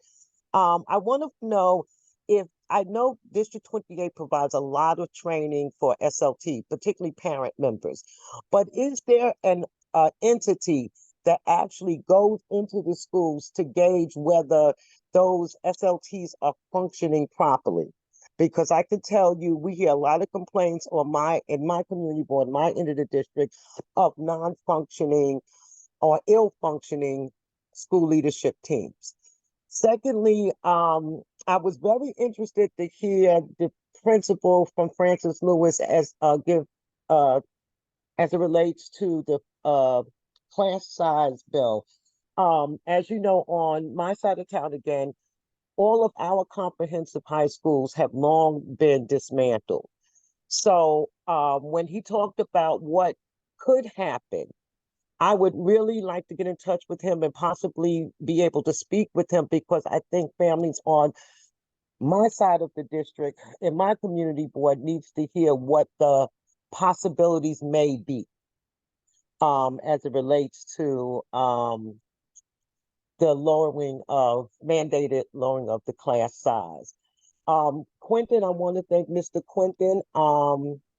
When he talked about Queens Gateway, I've said this before, those of you know I am a founding parent of Queens Gateway, the first PTA co-president at Queens Gateway, but I was also in the district when all of our 6 to 12 schools were started. So that's 12, that's Yucca, and that's Mel's.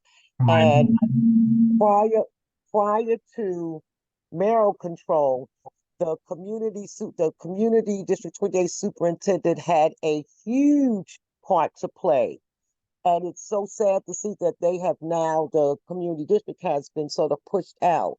Well, I'm going to be fighting with you, because I do not think that you guys should be out of this process. In fact, I think you are the gatekeepers of this process, considering the students come in grade 6. That's the first point of entry.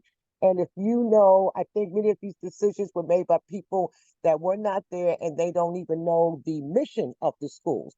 So if they knew the missions of all of those schools, grade 6 is the point of entry that cannot be done without the community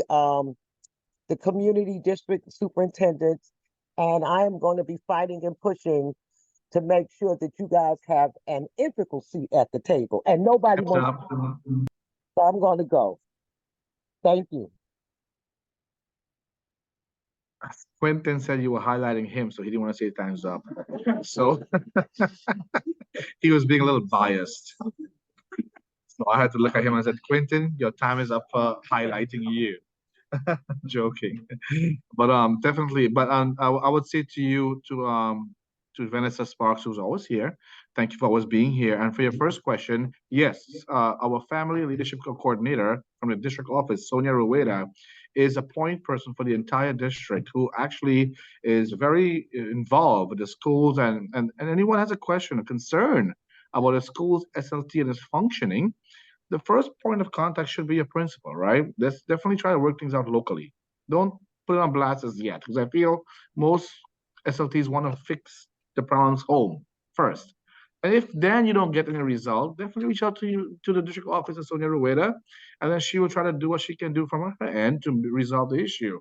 Of course, you have the CEC here. We are all liaisons to these schools that you can reach out to, and we are very, very active in terms of ensuring that proper protocol is being met and followed, and parents are being honored and respected. We are totally 100% behind that. So that's one. Two, Dr. Marmor is here, who is presented today. So you are more than welcome to reach out to him. Vanessa, you know the school, you know him, and he could come and present at your board meeting or your education council meeting next time it's being held. And thank you for always being present and bringing greetings from Community Board 12.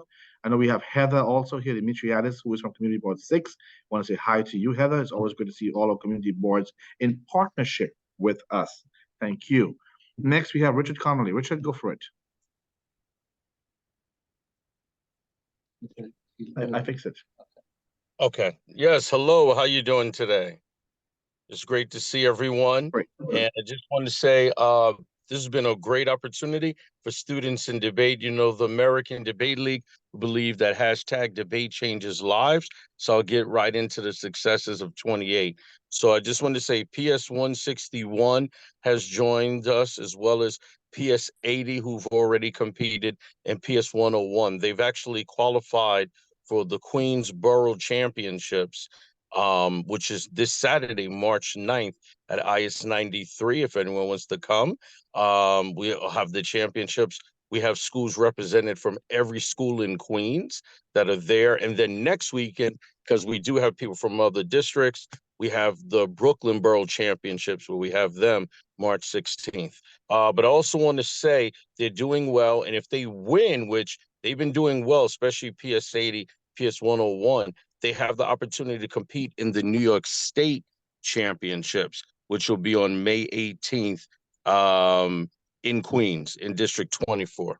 And then I just want to, since we're here, just want to let you know some of the high school success.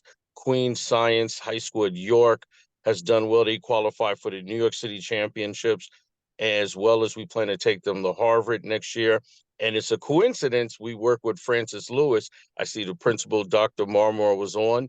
They've been doing well. They won at the Brooklyn Tech tournament, as well as the Tri-State last week at the North Shell. We definitely plan to take them to Harvard as well. And then finally, well, two quick things.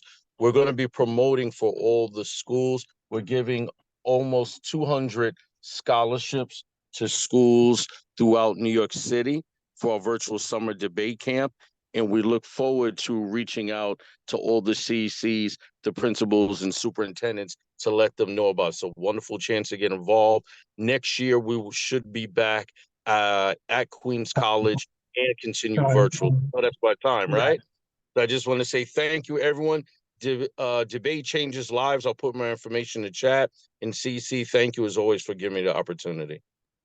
And thank you, Richard, for all the great work you do. For years, you've been coming to our CEC and presenting and being present. We applaud your work and your team's work. And thank you so much for keeping it going. Thank you. Next, we have Ann F. Hi, yes, thank you very much. My name is Annie F. I am coming from PS 196. I'm here to present to you not just as a parent, but I want to appeal to all of the board members as a professional who has worked in education development. I come as a professional who has supported the delivery of professional learning services across school districts across this country.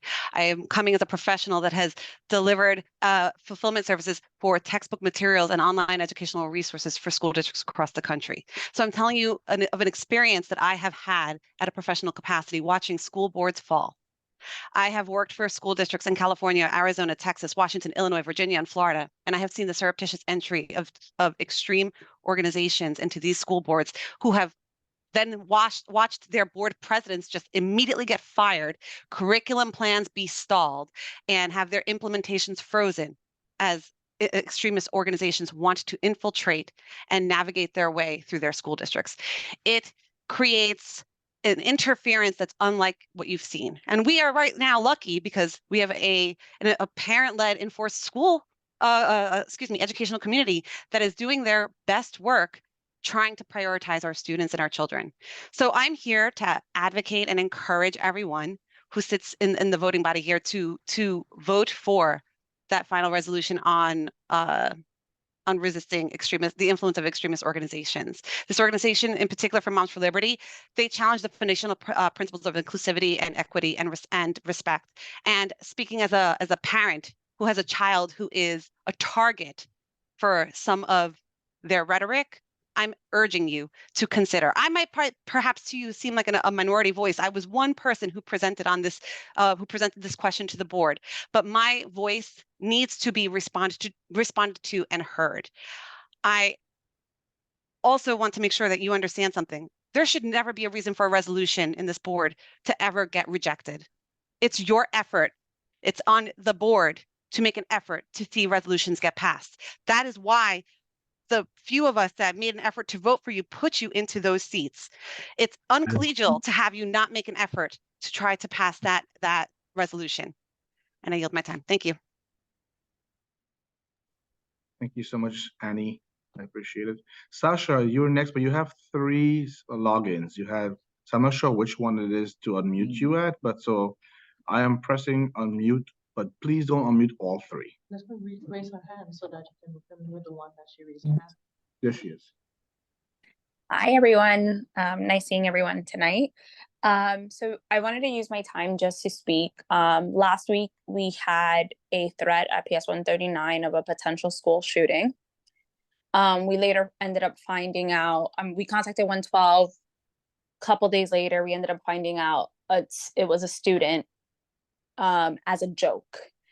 And I think that we need to educate our kids and get support from the district on these are not laughing matters.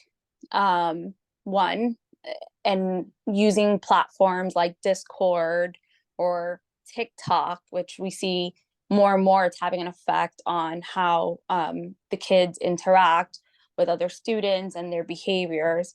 We need to have a much better focus on the discipline in regards to that, because a threat is a threat no matter what. And it might have, yes, been a joke, but it caused a lot of anxiety. It caused a lot of unknowns. So we're asking for support on one, getting the proper workshops, that the proper recourses happen to those students. I understand we have a disciplinary within the district. How is that enforced? Whether it's viable or not, these are not joking matters. And so we want to get support on how to address parents, because we did have a wave of parents, check their kids out of school because they didn't really know where the threat was coming, whether it was outside, and only to find out it was, within. So having that, I guess, communication on how to navigate through these, channels and these threats, that when there's actually a real one, we know how to address it and how to react appropriately. I yield my time. Thank you so much, Sasha. Next, we have Elizabeth. Hello, everybody. Just a quick question to the superintendent. I have a question regarding a child with dyslexia and dyscalculia. When would the children be supported, as well as the parents? When would the funding come and the teachers be trained?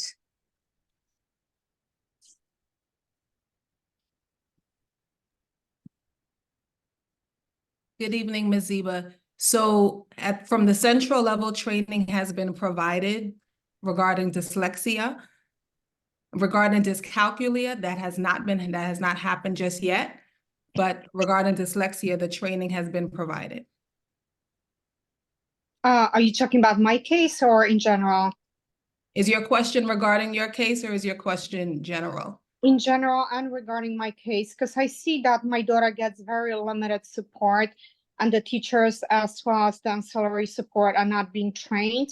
And none of the teachers in the school, except one last year, that taught my daughter, was trained. So I'm kind of wondering, so the principal says, there's no funding for this. I mean, my daughter gets like limited hours, 45 minutes, 3 times a week, by somebody that's not trained at all. So I'm going to share this with you, that I'm actually on an email thread with some members of our team, and we have a meeting scheduled with you that we will schedule with you for next week. So stay close to your email early next week. Maybe by the morning, you'll get the email with the confirmed date and time. Okay, but just in general, what type of support do you provide? What is going on in this regard? So as shared before, from the central level, teachers have been trained and central level members have been trained around dyslexia. And at our level, at the district level, we have our AIS coordinators that are being trained very soon along the same lines around dyslexia. So we do have not only the training to administer the assessments, right? So that's what needs to happen first, training to administer the assessments and then training around the instruction. So far where we are at the central level, there has been training around the administering of the assessments. Now, as far as instruction and teachers in the classroom being provided with training to intervene when a student has dyslexia and how those supports are available, that has not been done yet at the school level. So we are working with Central to ensure that those trainings are provided. But I cannot offer you a timeline on that right now. Thank you so much. Thank you. Next, we'll have Al Suhu. Okay, so like Dr. Marmer and VJ, I served on a class size working group for 8 months. My conclusion about the feasibility of the law is identical to what he stated. It's going to cause unnecessary disruption and significant pain to District 28 parents. So let's say that your child attends PS 101. We all know that it's impossible to build seat capacity in just a few years. But by September 2028, the enrollment of, say, about 585 students at PS 101 is going to be cut down by 200 students to comply with the law. So the question is, where will those 200 students attend school? Well, not at PS 144, not at PS 174, and not at PS 196, et cetera, because all of those schools have to cut enrollment as well. So the right way to implement class size is to first build capacity and then distribute students into smaller classes. And forcing the issue in 5 short years is just a recipe for disaster. And if you're wondering how I know so much about schools in District 28, District 28 has been my home since the 1970s. I don't want to see my neighbors, friends, and relatives in district experience disruption that's going to be caused by a seriously flawed law.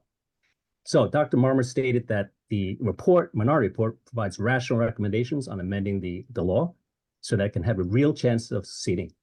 And this report was written by elected parents, such as myself and others, who have professional experience either managing or providing oversight of highly complex programs that cost billions of dollars. Fortunately, none of the other members of the class size working group have that same level of knowledge to implement and achieve successful implementation of class size reduction. So several of the CECs have reviewed the minority report and are advocating for the proposed amendments to the law. CEC28, 20, CCHS, and a few days ago, CEC31 have all passed resolutions. And to CEC28 members, if you really care about small class sizes, please consider a resolution calling for amendments to the class size law. We want this to succeed. Thank you. Thank you, Al Suhu. Next, we'll have Bruce Zihal. Good evening, everyone. So we have something really good coming up. It's another collaborative effort that the District 28 Superintendent's Office and the UFT have been working on, which is Dial-A-Teacher parent workshops. We have another such workshop coming up. It is focusing on time management, and it will help parents help their children, parents and caregivers help their children manage their time when their children come home from school so they can get their academic work done as well as whatever else they need to do. So we have 3 schools that are going to host this virtual workshop that any parent throughout the district can attend.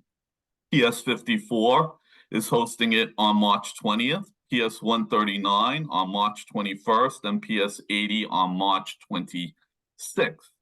And again, even though those schools are hosting it, it's not just for the parents of those schools. Any parent in District 28 can attend those meetings via Zoom on any one of those particular evenings at 6:00 p.m. That's elementary school parents and middle school parents throughout the district.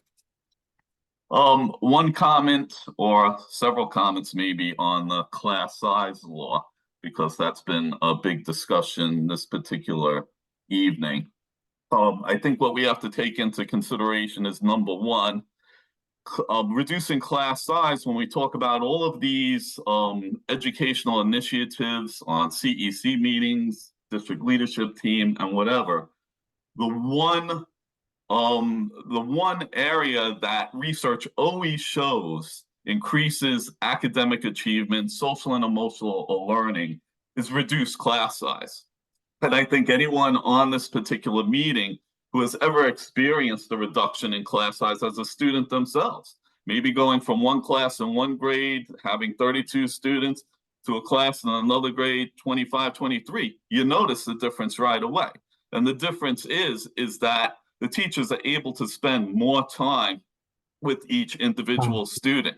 And that's what creates all these improvements.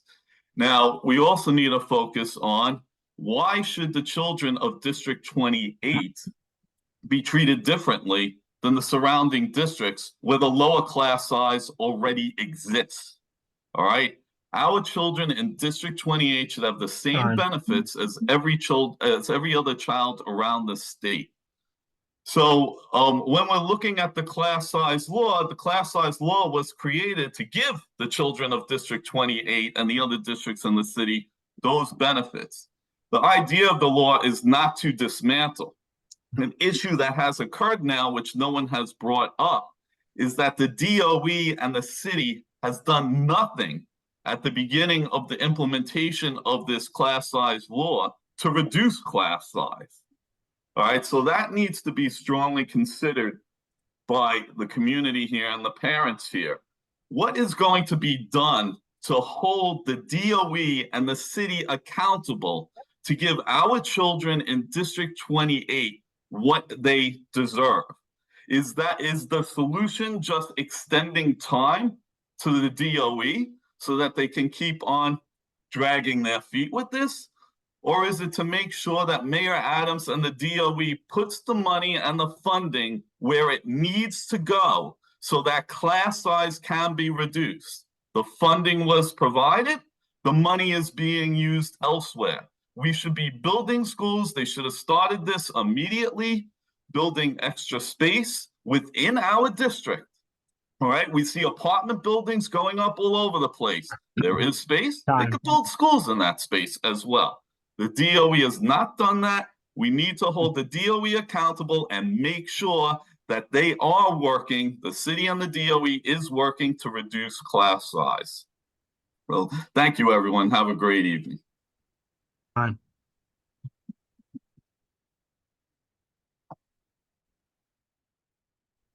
Harry Feldman. Thanks to the whole community, to our CEC for all the jobs you do. Thank you so much. I especially want to call out those of you who reported on your schools. We should be hearing every single one of you reporting on what's going on in your schools. You've got schools, things are happening, please let us know. I'm here to talk about the resolution specifically about Moms for Liberty. For those who are not familiar with who they are and why they're a clear and present danger, I'm going to give you a little quick rundown. Number one, transphobia. That's a huge thing for them. They are denying of that trans people even exist, and they're just really awful when it comes to supporting the LGBT community. And in fact, they go after teachers and librarians and call them groomers when they want to support our LGBTQ students. They fight against books with characters of color and books that are written by authors of color because they call them controversial. The current president of the Queens chapter, who has recently attended our own CEC meetings in recent months, said that she, one, opposes students using their preferred pronouns, and two, is opposed to students being able to confide in their counselors about their sexuality without it being shared with their parents. We know that there are high suicide rates among students who are dealing with their sexualities, and especially when their families are not supportive. You know, we need support from our schools. And the reason that this is a clear and present danger and not just some other outside thing, there is another CEC in this city, CEC2, that has active members of Moms for Liberty on their board, and they participated when the national leadership came to our city a couple of months ago, they participated on their panel, and they said things like, transitions are genital mutilation. They said things like the LGBT community is homophobic because it doesn't allow you to be just gay. They're just, I don't know if I can be more clear about how awful they are, and how this is not just a thing that is out there. The president of CEC2 is the founder also of Place NYC. And for those who are not familiar, Place NYC is an organization that elected a majority of the people on our CEC. So when we see people not voting for this, we need to be able to connect those dots, okay? Tiffany Justice was interviewed on 60 Minutes this week. If you haven't seen it, go watch it. And I need to tell you directly, those of you who are on the CEC, in the face of oppression, I ask you if you're going to be an upstander. Okay, there is no such thing as abstaining against hate. All right, you need to understand you're either protecting our children or you're not, and that's it. Thank you. Next, we have Effie Zachary. Good evening, everybody. I'm Effie Zachary. I'm the CEC PEP representative in Queens. If you need to contact me regarding PEP issues, please let me know. I put a few things in the chat earlier regarding future meetings, including the budget and fair student funding. I really want to use the remaining time to address the small class size issue, because I think that is the most important thing really coming up soon. It's going to cost tens of billions of dollars, and it's going to have disastrous ramifications on the system at large, not only in District 28 but across the city. If you are happy with large class sizes, I would say do nothing, because the current law is 100% going to fail, and we're going to get stuck with large classes. The DOE is not doing anything because it's impossible. Impossible meaning 100% failure. Dr. Marmer said that earlier. It cannot be implemented as the law is currently written, guaranteed to fail. What we need to encourage some reasonable amendments so that the law can be implemented. It is not going to happen in the next 4 years. We had 5 years, one already passed. There's 4 years left. It takes more than 5 years just to build one school. We need many schools. District 28 alone needs a few schools. It is 100% not going to work. Principal Marmer, I've known him for a while. He's one of the most capable principals in the city. He runs the largest school in Queens. If he is not able to figure out how to implement this in his school, trust me that there's no other principal who's going to figure out how to do it successfully in their school. Many principals call Dr. Marmer for advice because he is a very smart principal with a lot of experience. When he says that it's a problem, everybody needs to listen to him. He knows it's a problem. He's been doing this for a long time. I think, I mean, small classes sound good, but if we don't have a path to get there, and the path might take longer than we hope for. Everybody wants things to happen immediately, but we also have to be pragmatic. Again, schools take time to build. We need the spaces. Without spaces, we'll have severe disruption. Students in District 28 might be forced to go to Brooklyn for school. I'm not exaggerating. The DOE measures it by aerial distance as the crow flies. In North Queens, they might have to go to the Bronx to attend school. I don't think anybody wants to send their little kids miles and miles away because we don't have any capacity in our area. So we need to build more schools. Obviously, we need more funding, but the most important thing I want to emphasize is we must amend the law so we can implement it. As written currently, impossible to implement. It will fail for sure. Thank you. Thank you. Thank you, Effie, and thank you for all the great work you do in the PEP. And Effie is the current Queens representative on the PEP, representing the borough of Queens. I think I said that twice. So, but thank you, Heffy, for all the work that you do, and we are grateful to have you on board. And you always attend our meeting. And thank you. You are one of the most active PEP members, because prior to having you on board, councils never got emails of the reminders of the meetings and the agendas and locations. And we want to thank you. I want to acknowledge that and thank you for doing that. Thank you so much. Next, we have we have two more speakers. Zemina Frankel. It's Jimena. Thank you so much. Sorry. So that's okay. So I am going to speak as well on the resolution condemning Moms for Liberty and other extremist and hate groups. I can't say too much more out of what Ari has already said and what Annie said so eloquently and powerfully, but I will say that, again, for those of you who are not aware of Moms for Liberty, they are an extremist organization that has been behind the book bannings that have been going on throughout the country, which not only limit the exposure for our children to other diverse communities, but also make it so that children do not see themselves represented in what they are studying, what they are reading, and case in point, makes them feel othered, and other children will also react to this. And I will also speak as the sibling of a trans woman, that this issue of trans laws that are being sparked across the country, also fueled by such rhetoric, is very, very real and present in my own family life.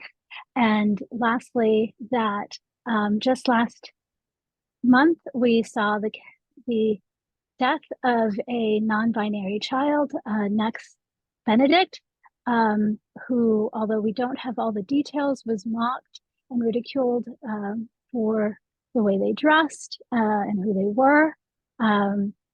And that, again, is a result of this type of rhetoric and hate that is sparked by groups like Moms for Liberty, and they need to be called out by name and included in such resolutions that we should stand against hate in our communities and nationwide.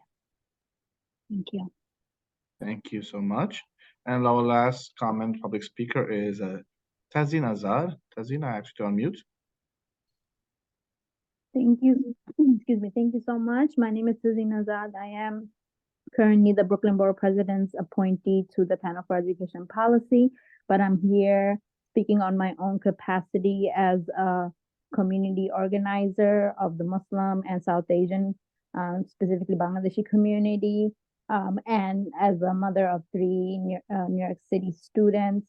And I'm here to talk on on the resolution opposing Islamophobia. And I would like to encourage everybody to please pass this resolution. As a mother of three New York City students, school students, I could tell you that they're part of one of 8 students in the public school system who identifies as Muslim.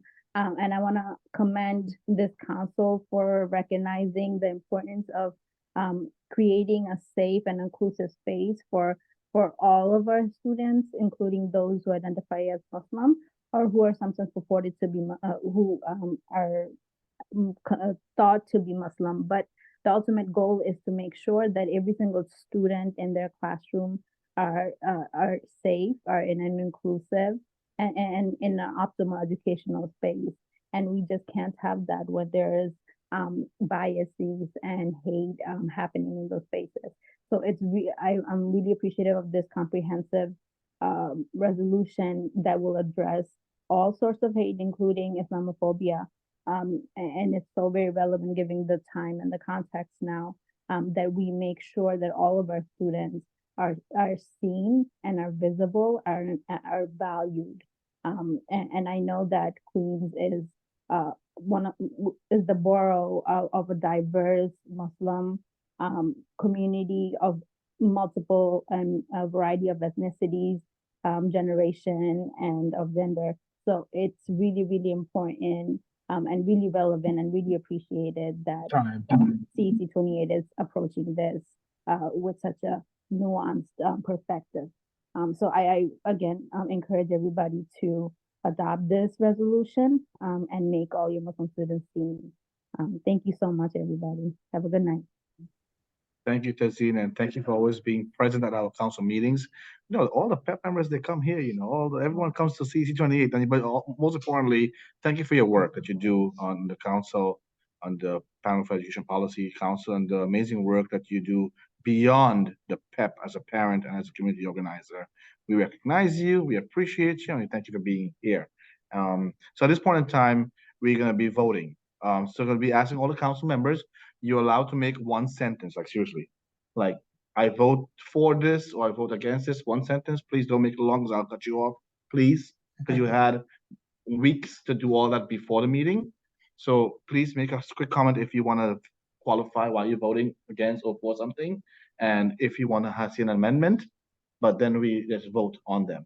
So the first one we'll do at this point in time is the resolution in support of sustaining key education programs funded with expiring federal COVID-19 relief. I'll ask our recording secretary, Natifa, to please call the list down the list of members. So yeah, 1 second. At this point in time, each council member, you need to unmute your mic. So when you finish unmuting, mute back, because the public and the recording needs to have your voice heard, how you voted. So just please try. Can use the space key.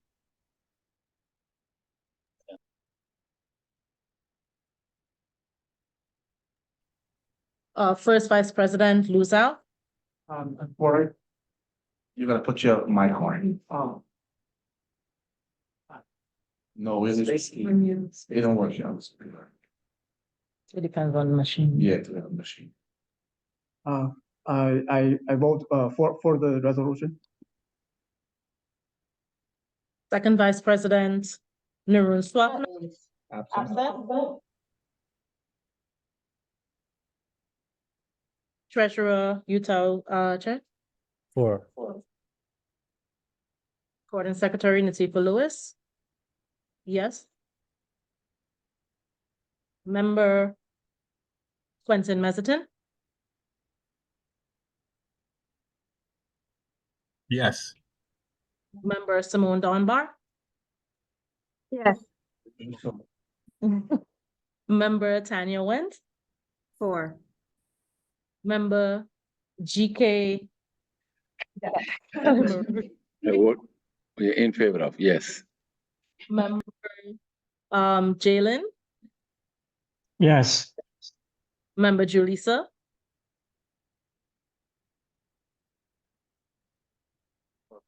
Member Julissa.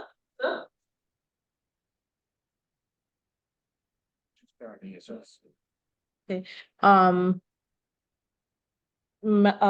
President Jerome Jackson. In favor, yes. And Sorry, I was on mute. Yes. Adriana. Can you hear me? Yeah.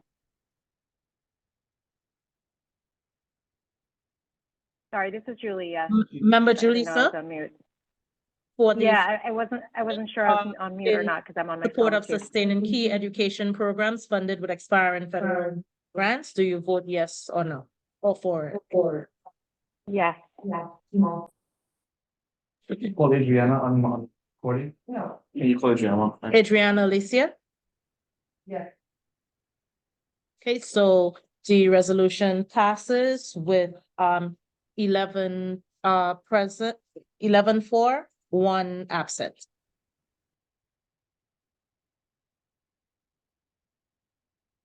We'll be voting on, thank you, Recording Secretary Natifa Lewis. Next, we'll be voting on the resolution that talks about opposing Islamophobia.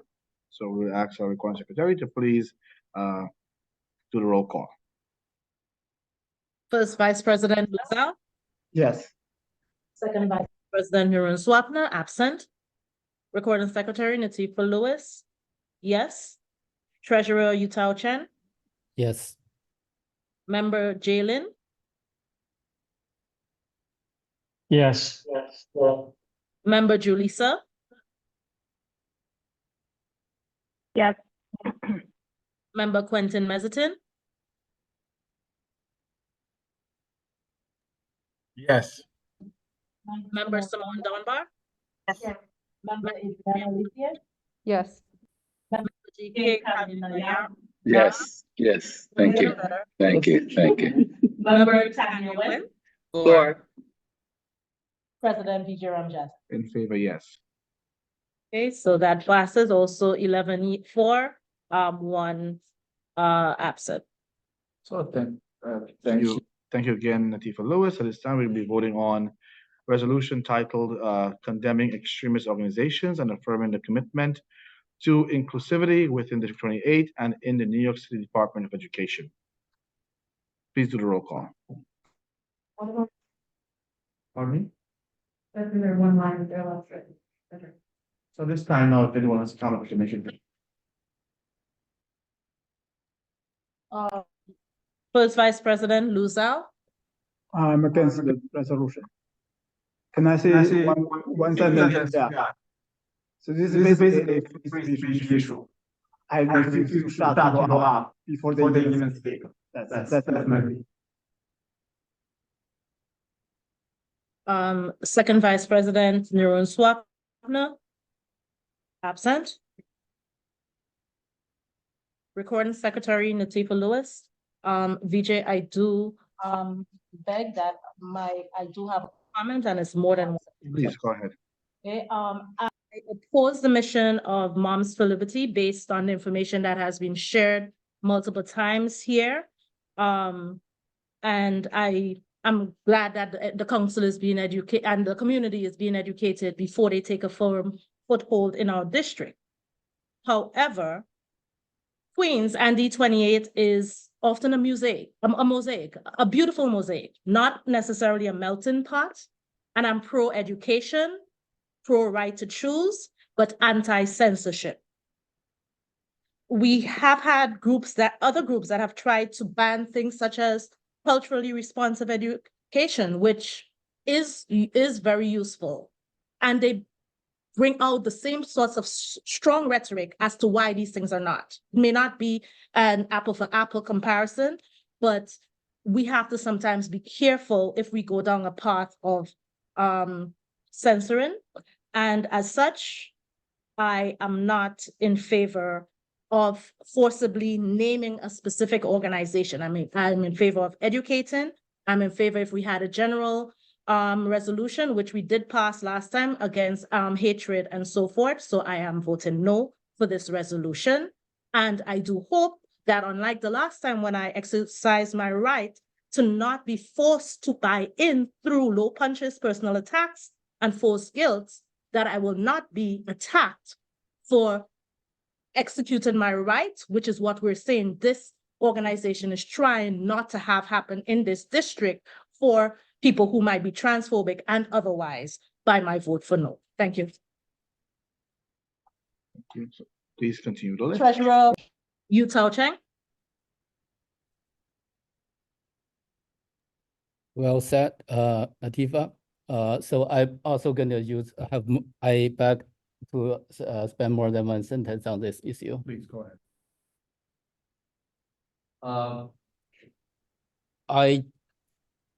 As many of people know, probably, I am totally supporting our LGBT community. I totally support our a lot of the initiatives that the values expressed in this draft. However, I don't think it's a good idea to make CEC a political theater to have ideological fights. And as I said, as Natifa said, it's not the right place. It's not the right forum to express our political views here. And I don't enjoy the labeling of name calling that some of the community members expressed. So in my opinion, Sorry.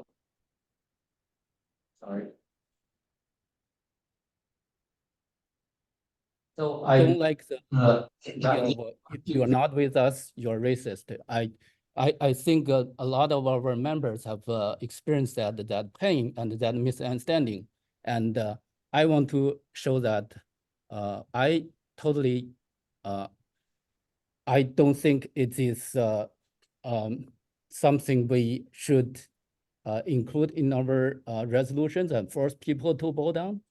And this is basically pushing people's ideology through this forum, which is totally not what we want. That's what I said, and I'm voting against this resolution as is. I would love to see a revision or amendments that we can express our values instead of name calling. Thank Member Jalen? I think Nafita and Utah has said what I was going to say, so I'm voting not in favor. Thank you. I would also like to see an amended version of it, and then I would like to, I think in principle, we are all against a lot of the biases. And I think internally we have discussed amendments. So if the amendment could be added to the resolution, I'll be more than happy to reconsider my position. Thank you very much.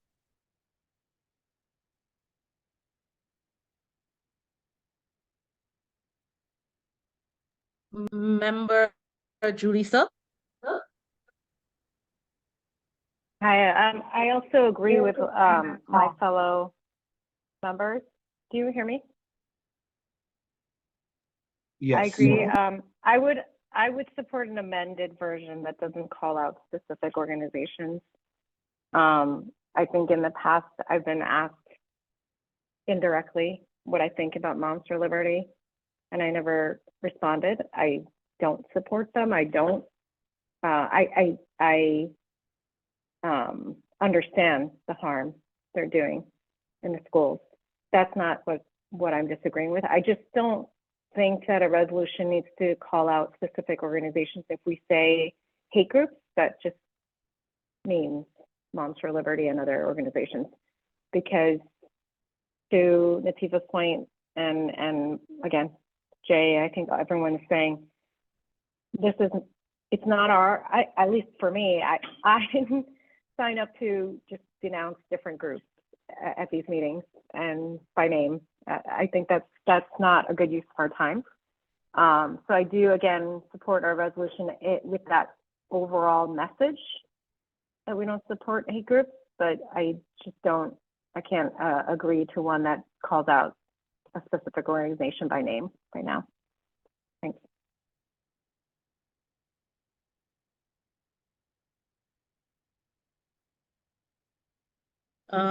Member Quentin Mezzatine?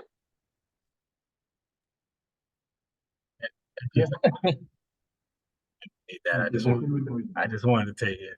I'm selfish. No, I definitely heard all my members and I've read it myself and I am for it. And you can just read it. I kind of really don't have like a whole bunch of sentences, just that I get it. And at this seat, I guess I'm gonna get a lot of these to agree or not agree to. So I'm here for 2 years. I'll be here. But I agree with this one. Member Simone Donbar?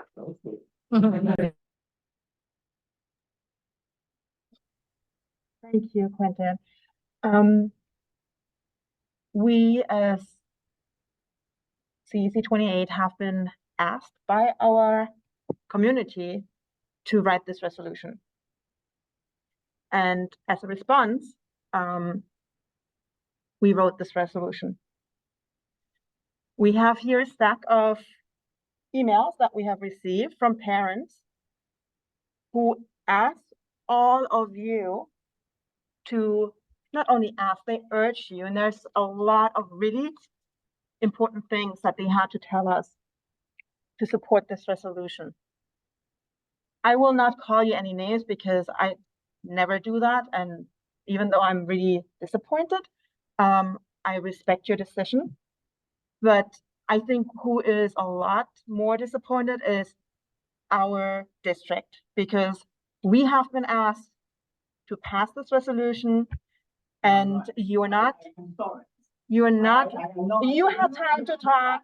I have time to talk. Lou, you are not interrupted. I can't do this. I can't, because we have received multiple emails. We have heard people today in the comments. Simone, may I come to remind you, sorry, just was a comment, please.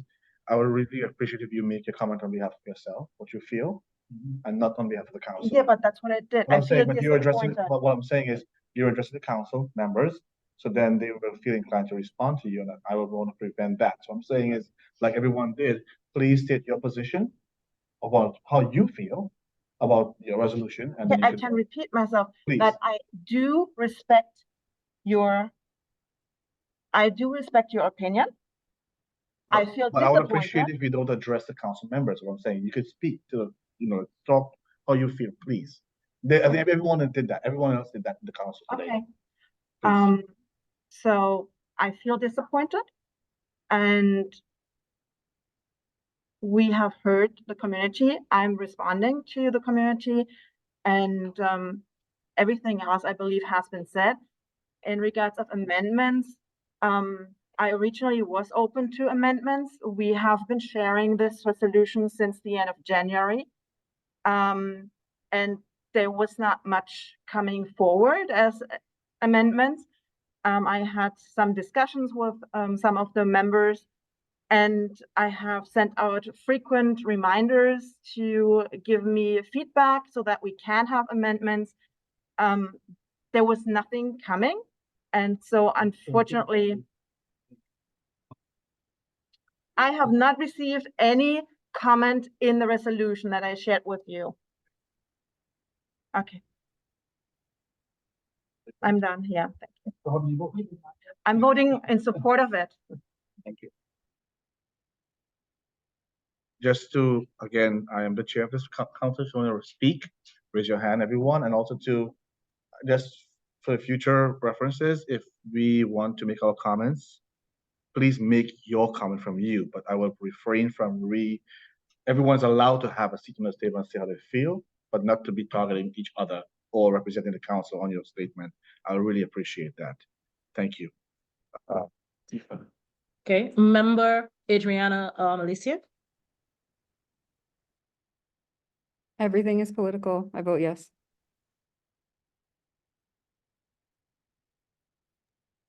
Member GK Kanyara.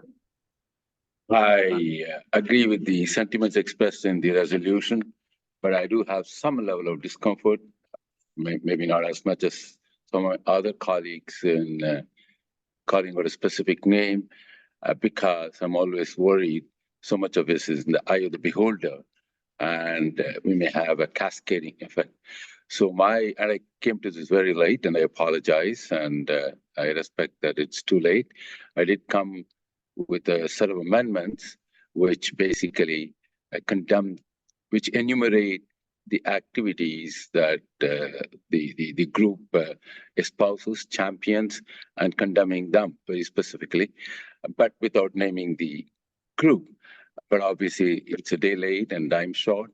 I'm going to vote present, neither oppose the resolution because I do respect the sentiments expressed, but I have certain level of discomfort in supporting it because of the potential cascading effect that it could have. Abstain. Yeah, abstain.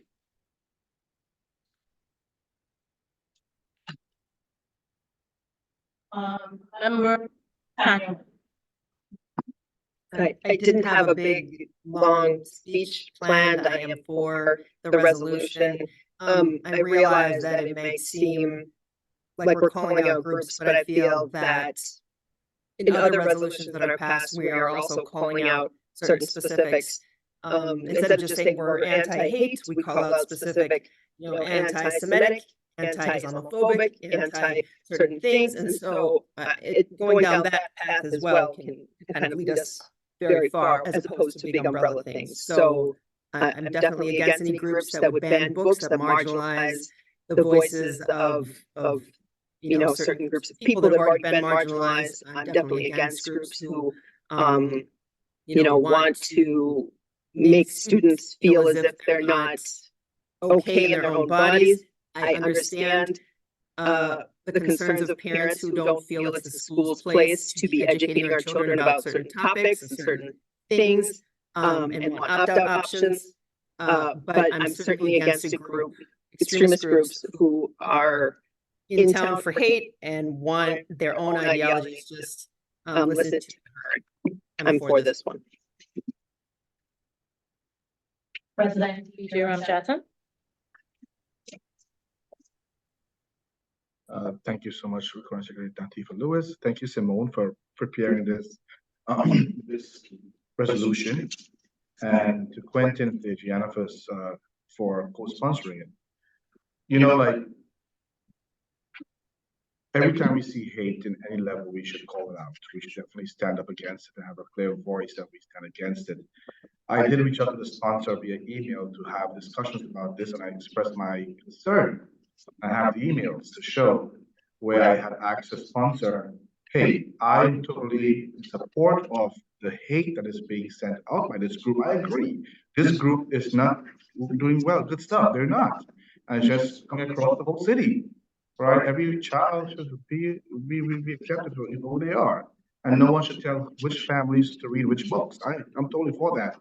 And I asked the sponsor, Simone, to would you be willing to discuss the idea of this? And I've asked many times. My other council members got called, but I never got a call back to discuss the idea of how can we accomplish the same sentiment of this resolution, which stands for affirming the commitment to inclusivity within District 28 and in the New York City Department of Education.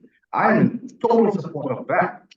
What I did mention is I am not in favor of calling out a specific group in the community, because since the way back then, when we had the diversity planning, a lot of parent groups came up in the community, and we encouraged that. That was great because families had that shared ideas came together, and I'm just nervous that we as a council, if we are starting to name groups, then we will be called to name other groups. Having said that, I'm going to vote in favor for this resolution.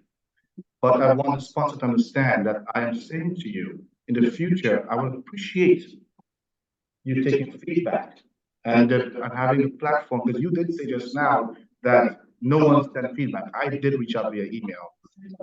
And Latifah did send an email. So we did send email and we did provide platforms, and I asked on many occasions. Of the main rule.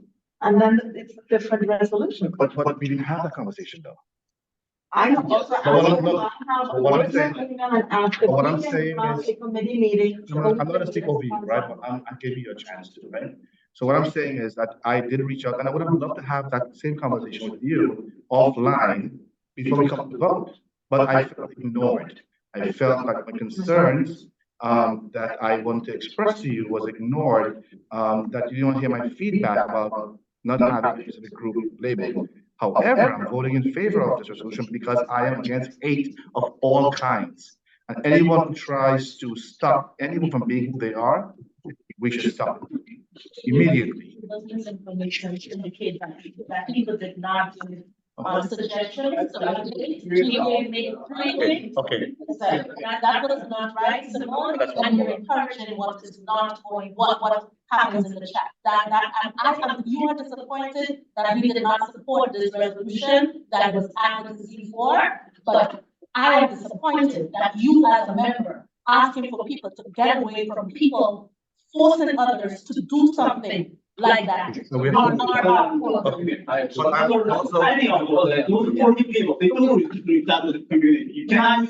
So I would say that based on what, and I have evidence. We have emails from the community, and I can also show emails that other JJ Lane, for example, and I share BJ's sentiments about this of our group in the name, and let's discuss this further, but it was ignored. It was not ever looked into, and I also saw that people's full response to about this idea and GPAs as well, expressing concern. So with that being said, we have to move forward because we have another thing. I see GPA hands raised. Yeah, I was wondering, my arithmetic may not be right. We have a tie here, 5 in favor, 5. You need 7 to pass the resolution. I see. I was going to offer my changing vote, but that was. No, it's I'm 5 sorry. against, 4 for, 1 abstain, and 1 absent. We voted already, so. Okay, so I'm sorry. I'm to. 7 to pass the resolution. Oh, we have now 5. Is that right? 5. Okay. It's not a majority of the people present. Correct. Can we get? I'm sorry. One more. You have to unmute so the community can hear you because they. Oh, I'm sorry. I'm sorry. Oh, I am unmuted. Okay, I'm sorry, but so I don't know if it is appropriate to request, but can we table this to next meeting so that we can have a little conversation, maybe come up with something? At this point, no, because we already voted. Oh, I And see. we didn't have that very nice time here. Before you voted, you could have said we could table it. And then we could have, that would be up on this. Oh, I see. I could have asked At that. that point. Okay. You want to write a new resolution? Yeah, so, Simone, so at this point in time, I'll be asking the recording secretary to please read the results of this, please. The results for the vote, 5 against, 4 for, 1 abstain, and 1 absent. No, there's 5. So the- 5, 4, 1, 2, 5. Sorry, 5 for, sorry, 5 against, 1 absent, and 1 abstain. I didn't include your. So at this point in time, we have 2 resolutions that was passed, which is the one that says resolution in support of sustaining key education program funded with expiring COVID-19 relief. That's passed by the council. The other one that passed is the resolution opposing Islamophobia. And then the last one, condemning extremist organizations and affirming the commitment to inclusivity within District 28 and in the New York City Board of Education was not passed by the council. And again, I want to thank the sponsor, Simone Dornbach, for spending the time, because it takes a lot of time. It takes a lot of time, right, to do this. And we are all professionals. We have families. I want to thank her for really spending the time to do these resolutions. And I want to encourage all of you who do feel differently about any resolution, write your own one. Come up with your own one. Don't just complain. And just find a way to say, well, I don't feel comfortable with this. She did most of the work already. Write one. Because just don't be that person to sit down and say, yes, no, yes, no. Do the work. Let's get involved. I think that's what we need to do. With that being said, it was a lovely meeting. And I want to say this to the council members here. Let us leave what happens in this room at this table here.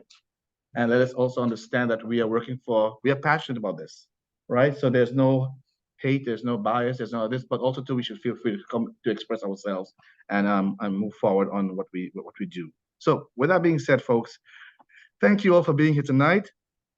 Come see us in person. We are celebrities, the council members, right? So come see us on Monday live in vivo at MS217 for the Chancellor's Town Hall. We're gonna put on nice outfits. I might wear the same thing again. I have a snow tie here, but please come out. Bruce Zihal, might be there. You never know, all right? Or the UFT people, everyone gonna be there. So please come out and support and be present. Let's show up and show out the Great 28. This meeting is now 9:17. It's adjourned. Thank you so much. We are going to have now our business meeting, at which point in time we're going to be asking the community, you can listen to us speak, but you cannot make comments or make feedback. So we'll disable the reaction feature and the chat feature, but you are more than welcome to watch us do what we do, debate. Okay, so and move things forward. Thank you so much. Please feel free to unmute yourself and say goodbye. Can you allow everyone to unmute, please? Latifa, thank you so much. I'm sorry, I did what? Unmute everyone. So council members, I'm giving everyone till 9:25. Is that fair enough? There's pizza back there. 9:25 to come back so we have a few things to go through, please. Thank you so much. Yes. All right. My Good night, volume. everyone. Have a great evening. Thank you. night, Dr. everybody. Yay. Thanks, everyone. Good night. Good night, everyone. Good night. Good night. Good night. Elena, how are you? I'm glad they did. They didn't sell anything as usual. Good night, all. See you at Good 2:07. night. Thank you, Al. CG26 in the house. Principal Hasbury, how are you? Good to see you, my friend. She's always here. Hard worker, hard worker. Are you able to unmute? You should all. Thank you. Thank you very much. Can you hear me? How are you? We can hear you, and thank you for all the great work you're doing at 140. You know, that whole community is a beautiful. When you go by her school, you swear you're in an Ivy League campus because there's banners all along the street going around with this big oak tree. Yes. Wow. Well, I thank you agree. very much.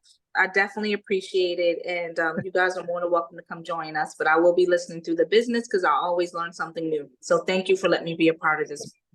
Well, thank you for Appreciate you, Principal Signal. Thank you, Quentin. Thank you. Hi, Joanne. Hi, Sasha. Hi, TK Brown, Micah Moore. You can unmute if you want to say hi, guys. And show us your faces. You know, great to see your faces. Hello, Ari, Kelly. Makes his way to the dais to begin the speech. At the White House, did they talk about the kind of? Let's see here. Okay.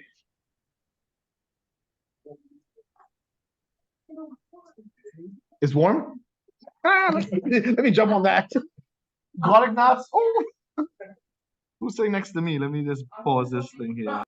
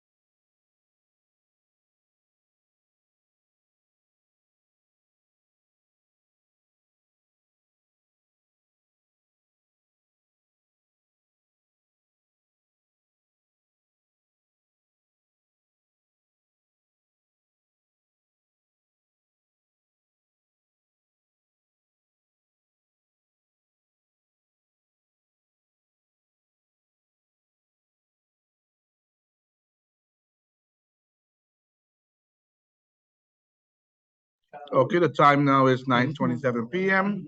Today is Thursday, March 27, 2024, and the business meeting is called into order. We ask Latifah Lewis to please do the roll call. You know what? I don't think did I stop recording? Okay, at the time now, yeah, let's go. Please go ahead. Yeah. President VJ Jackson. I'm here. First Vice President Luzau. Yeah. Second Vice President Narun Swapna is absent. Recording Secretary Latifah Lewis, I'm here. Treasurer Utah Chen, he's let's say President before you go. Present. Member GK Kanayama. Yeah, thanks. Member Jalen. Member Jalen. Go on. Member, so he's absent? No problem. Was he? Okay. No excuse. Excuse, okay. Member Julissa? Not present, but excuse. Member Quentin Mezzatine? Present. Member Simone Donba? Member Adriana Alicia? Member Tanya Wentz? Present. Thank you so much, everyone. Thank you, my Secretary Latifah Lewis. Attendance. Absent forms.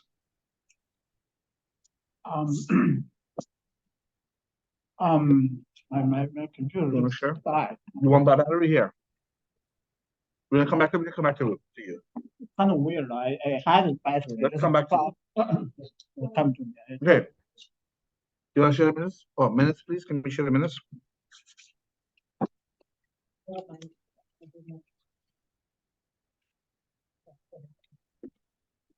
Okay, these minutes were sent out to everyone for your viewing pleasure. So you should have had time to look at and send feedback. I make a motion to approve this minutes. Anyone second that? Second. Okay, motion third, fourth, fifth. Thank you. Thank you, Dorinda.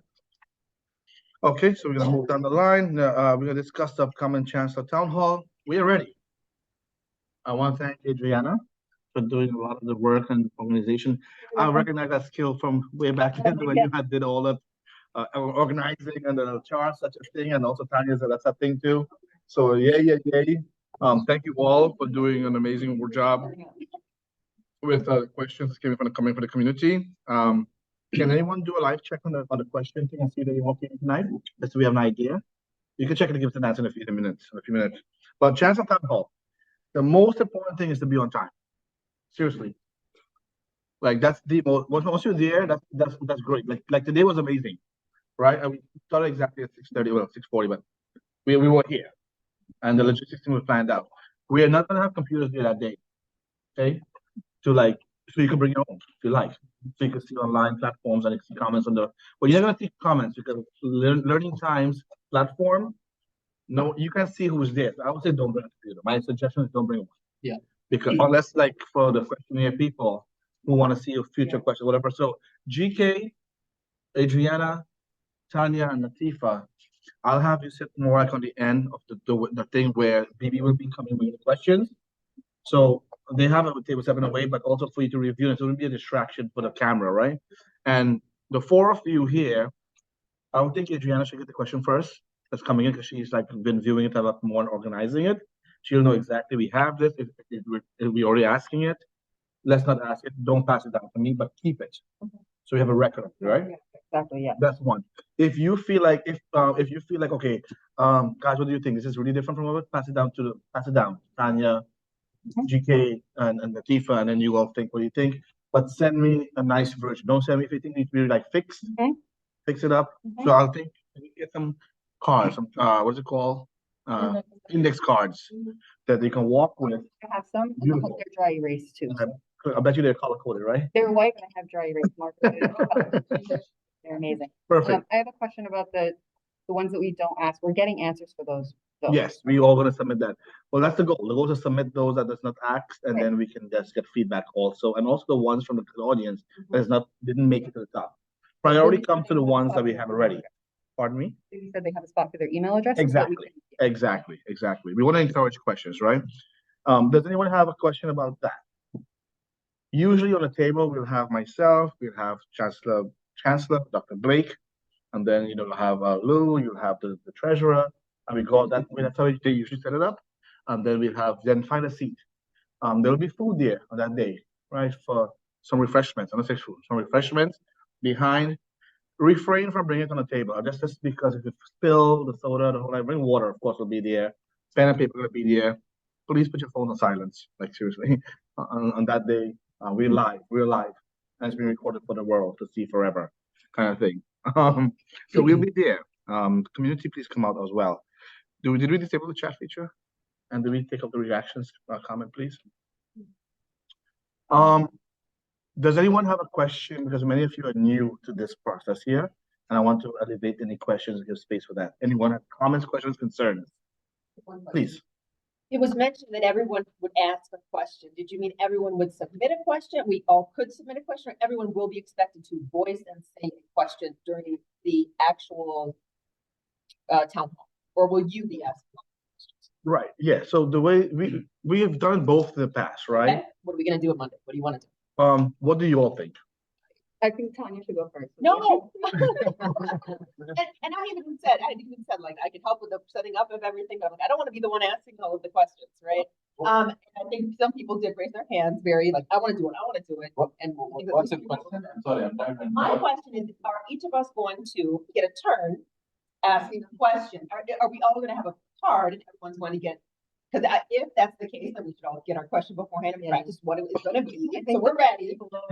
Or if only one person will be doing them all, and I misunderstood what it meant by all of us will be asking the question. Well, let's finish first. And either way, it's fine. It sounds like we've done it both ways in the past. Adriana just said maybe one person will always better than one gets everything, right? That's fine with me. I don't care unless somebody has a burning desire to like, I want to ask one, I want to be asking one. I don't know if anybody does. If you do, then So I don't know how many questions are there. We're gonna go down the list. So what we need to do from our what we need to do on our here is prioritize which questions, as this is the number one question we have. Number two, number three, because we don't know how long they'll take to respond to each question. So we want to put on the questionnaire, which Adriana will put on to me in paper, right? Please, you can print it out and say 1, 2, 3, not in the order to come in, but in order of what we prioritize as a council we want to ask. Because we will not for sure ask all questions. But which ones do you want him being present to answer? That's the order we'll ask them. The rest of it may be answered by the. Via email. yeah, we will be answering. They will be submitted to the department, they will get answers. But she knows the questions, you all hear the community, you all heard the council members here. So I want to answer Tanya's question. Yes, each of you should have already submitted a question, because now you add more load to Adriana. If you haven't done so, please don't wait till Monday.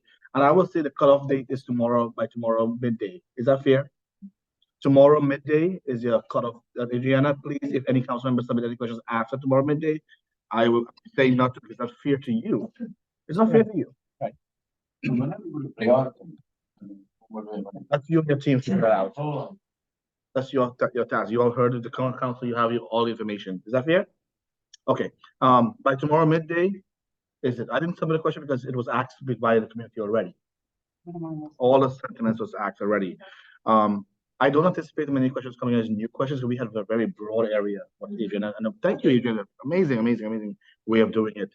I think DOE can implement our system. That's that. Lou, you're gonna be admitted back on. What else? Who's asking the question? So what we have seen in the past is if the question is being asked by multiple people, it becomes a time issue. And then, can you repeat? I'm okay with two of us asking the questions, and we alternate. I would say this for like gender balance, maybe myself and another person, female in the community, constantly ask. I'm okay with that. But I defer to you guys, to our team here, how you feel about it. If you want to ask a question, I don't mind. I have no issue with that. But I just want to be mindful that the more time we pass the mic and we do the paper thingy, it takes more time. But also, too, questions are coming in from the council, from the public as well. We don't know, maybe none will come in, but we have to prepare for that before. I don't want to make that choice on the day off. BB was suggesting we keep it to one person from what she's been seeing. But what do you all think? I think 2 is fine, because you know what, as one person is asking the question, the next one can be prepping it. So just asking agree. the questions. Okay. So we're at the end sorting, seeing, okay, this was related to something already to ask, whatever it is, and passing it down. So say it was, all right, as you said, oh, well, there's 3 guys. I thought it was a female on the other side. But okay, so say it's you and Lou, you're asking a question, the question is coming up, Lou is getting it ready. By the time Lou is asking his question and the answer is going on, we pass the next question to you. You're, excuse me, getting ready. And the other thing I feel, thank you, Natif. I also feel like, I want you guys all to ask a question because I feel like, it's your time to like really be present too. So I don't know, but what do you all think? I'm fine with you asking. If somebody really wants to, that they should be allowed, but. You don't want to do more alone? Yeah, I was gonna say, I think Natifa's point is really smart about like one prepping, one speaking, and then going back and forth, and it could help with the flow. Who wants to I help? also think it's Quentin? Okay, done. So So Quentin, you and I will sit next to each other. Oh. Let's do this. Then what color tie are you gonna wear? So you guys Surprise, surprise. Just make sure the pizza is in the center. Okay, so Quentin and I will ask the questions. We good? Everyone okay with that? Okay, very nice. Okay, that's confirmed. Anything else we need to confirm? Time, we're there. I know tonight you put up on your. 5 p.m. That's just for us. That's not for the public. Yeah, they should start coming there as early as possible. Only because we would prefer they come in and get seated the whole night because we're starting at 6. But people always want to get the traffic, finding place, finding a seat, all that stuff. So we are at 5 p.m. But you all should also be there at 5 o'clock. So you need to be there. Yeah. I was a little bit in and out in the discussion part. Yeah. What was the final decision related to refreshments? So I know there's water on the deals for And us, and then food at the back. What are we doing for the public? Nothing. No water, not even some water? No. Why not? Let's decide who's gonna bring it. Are we ordering it and who's taking it back home after what's left? So I'm not sure if you all heard, folks, council members. Yeah. So it's too late at this point. Yeah. I'm not talking necessarily about Panera. I'm talking about like at least water because. But we still gotta pay for the P card. We could use the P card if we wanted to. There's barely money on it, but yeah. Okay. So Natif had a question, council members, about providing water for the public. Are we gonna be doing that? Are we not gonna be doing that? My concern has always been post or carrying it, and also what happens if it's after. And we often say, let the school deal with it. They can have it. Sometimes the school doesn't want it. And then we had an issue in the past also. Then members have to scramble. But I love the sentiment of it. But let's think about logistically, who's gonna bring it? You already put the PO for Panera Bread already, so we can't add that to their tag. There's fountains in the school. People can bring water. But I can donate some water. Would you bring it? Would you bring it? If I'm donating, then I'm gonna have to bring it. And then you'll take the rest home. If the school doesn't want it. I mean, Okay.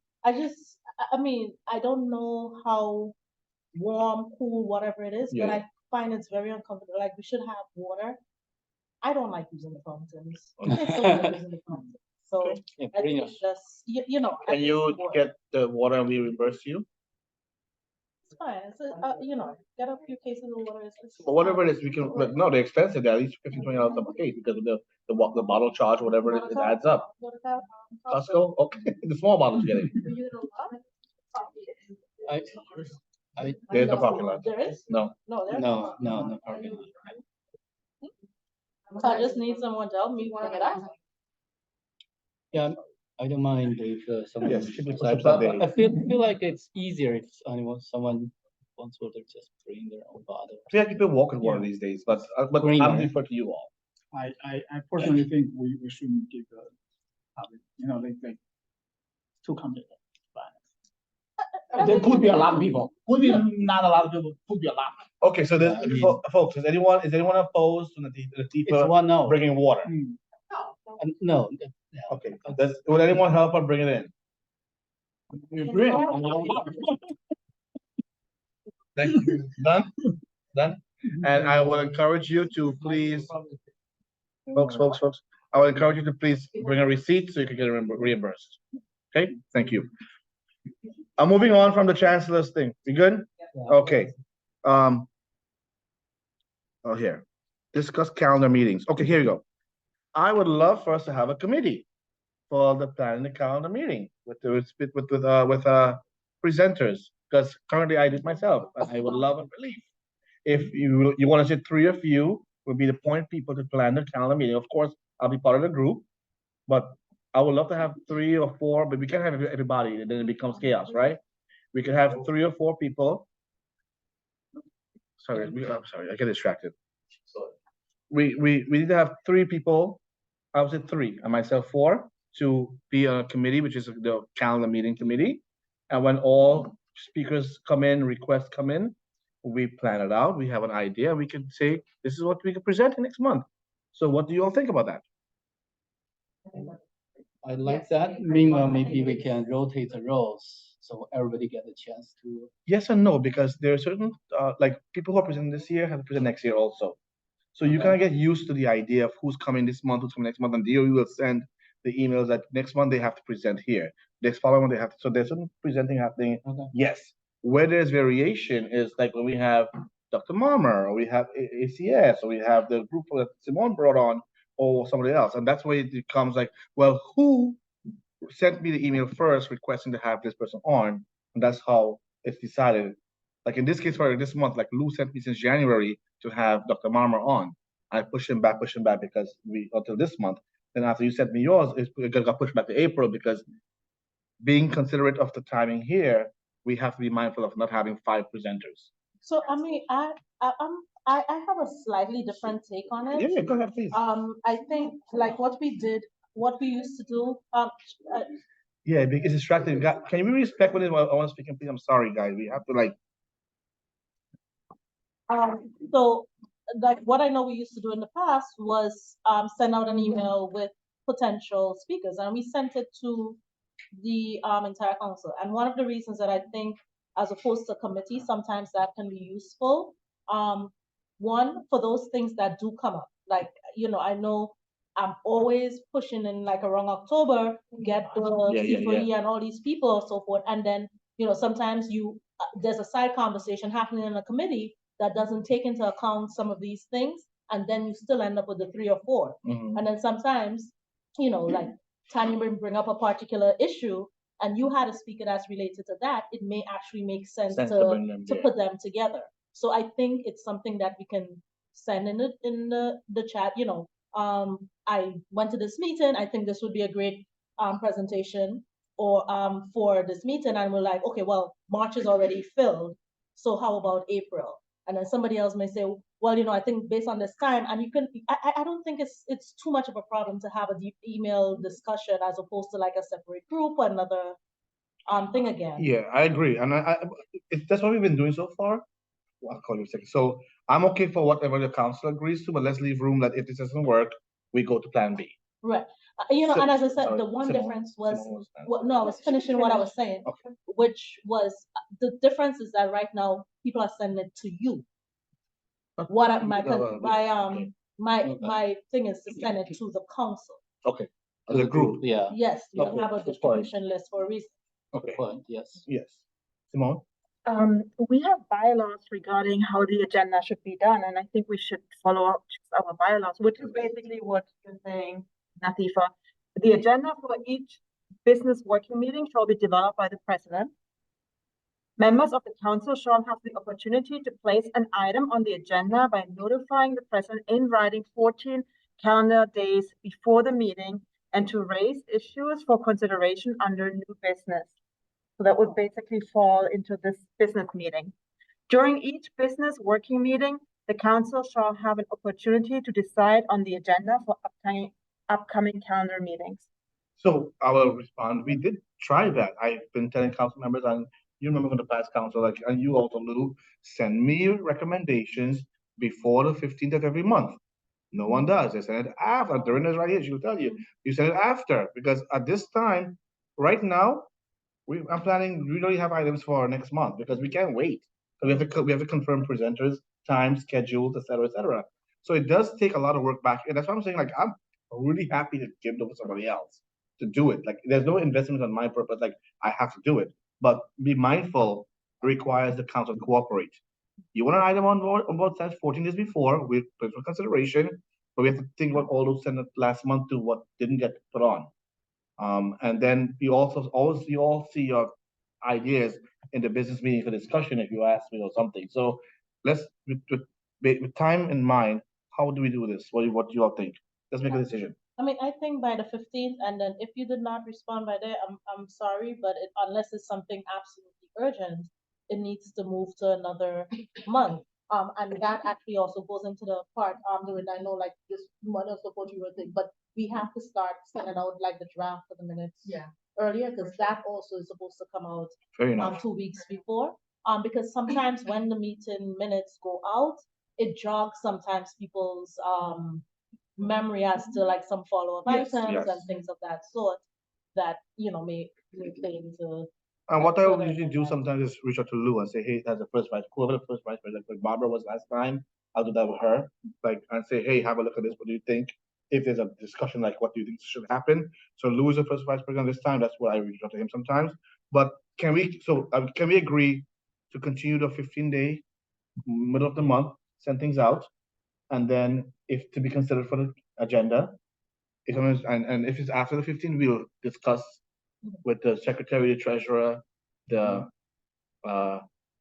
second and first vice president, with the executive team of the council, and we'll make an executive decision about prioritizing the agenda, and we can move on. If that doesn't work, let's revisit it again.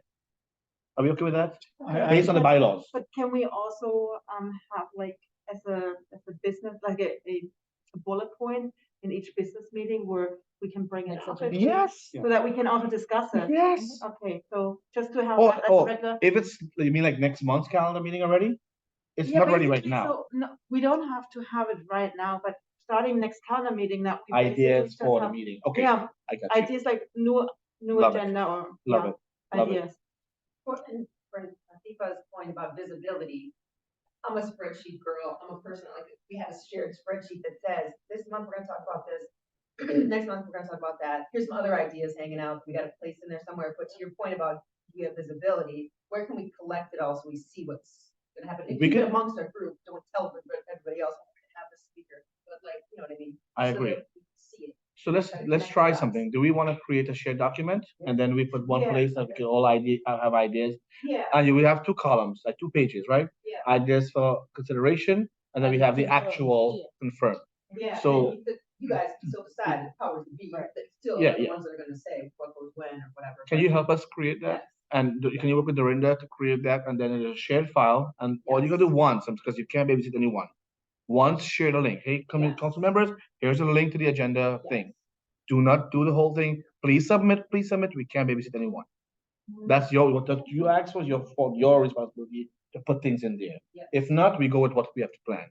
Because I don't want to be the person calling and, can you all just, I can't, I don't have the time. No. I'm sorry, I just one don't. spot, we all go to the book, whatever. Fair enough? Chat, I don't want that, I don't think we present next month with that thing, like, yeah, we just comment on the. Beautiful. Yes? But even though we have that document, you will email me and delegate if I should coordinate with certain. Most, you now talk this, yes. CC email when we Yes. finish on the agenda. Yes. Coordinate with this person, Like we do blah, blah, still blah. now. Like Yeah. Luke or Simone did last month. There's the group, Like we there's the did. phone number, here's the email, you already built a rapport, just give them details or coordinate with them, et cetera, et cetera. Because that's what we do, because her and I will discuss and say, well, go ahead and start confirming attendees for the meeting. They can't make it, let's move on to the next person, right? And then like this month, ODP is supposed to present, that's why we couldn't have your person. And then they cancel last minute, like, oh my God, let's bring somebody, because we don't have so let's move with that plan. Yes, We good? Yes. Okay. I'll make it so it makes sense. One tab is gonna be like everything under the sun. Put it all there. Don't touch it. Don't touch it. These are all the ideas, and then we'll figure out how to organize it or whatever, so that it doesn't all go, oh, where's my idea? Love it. Figure it out. Love it. Can we do the absence forms, please, Lou? Absence forms? You want me to share a screen or just? No, just read it out? tell us here, because people's personal information. Right, so last month, we already approved all up to last month. So this month, we need to approve every absence, for this month meeting only. The first one is Julie Sa, and she submitted the form, because of family issues, it cannot attend in person. And we agree that should be absent. I propose, and who is second? Yes. Second, and anybody against it? No? Okay, I think we can pass that. The second one is Jaylin, his family, issue, and he went back to China, so he has to remote. I think, I propose to, accept his absence. And who is second? Second. And anybody against it? No? Okay. The third one is Nuran. Nuran have sent a form a couple months ago, for the next few meetings. She will do her best effort to attend in virtual. Today, for today's meeting, she already notified us that she couldn't do even virtually. So, but the form was already filled out for the following months. So I think we can. I propose to grant her the absence, excuse.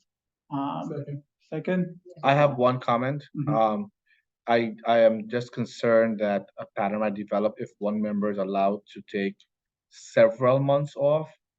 I do think each of us here make an extra effort to be here and to treat our families, etc. Right. And we have months here and there where we can do that. It's okay.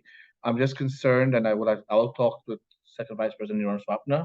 How can we assist in making sure that she is here sometimes, maybe not be a long away for a long, long time, but here and there pop in. Right. But yes, I approve her absence form. Yeah. I am agreeing I think with you. she was attending virtually last month. I would be more concerned if she is actually completely absent for several months. But so far this is the first Okay. absent. Oh, wonderful. So, yeah. Is that all? Yeah, that's Thank all. you. Last, we have literally 2 minutes, and this is not a discussion. We do our annual breakfast, legislative breakfast, and principal breakfast and meeting every year. What you need to do for this meeting is think about dates. Please, I'll ask all of you in the chat. I'll put a chat here. Which month we should do it? We should do it more to the end of the year, not too much at the end of the year, but like not too close. We all have experience with that, and also to like make sure the politicians are in town. Go ahead, Dorinda. Since we have the deadline for the PO and it's gonna literally close next week, I had your copy of the email. I have to go ahead and book for the finance, the high school, and fix our data for you guys.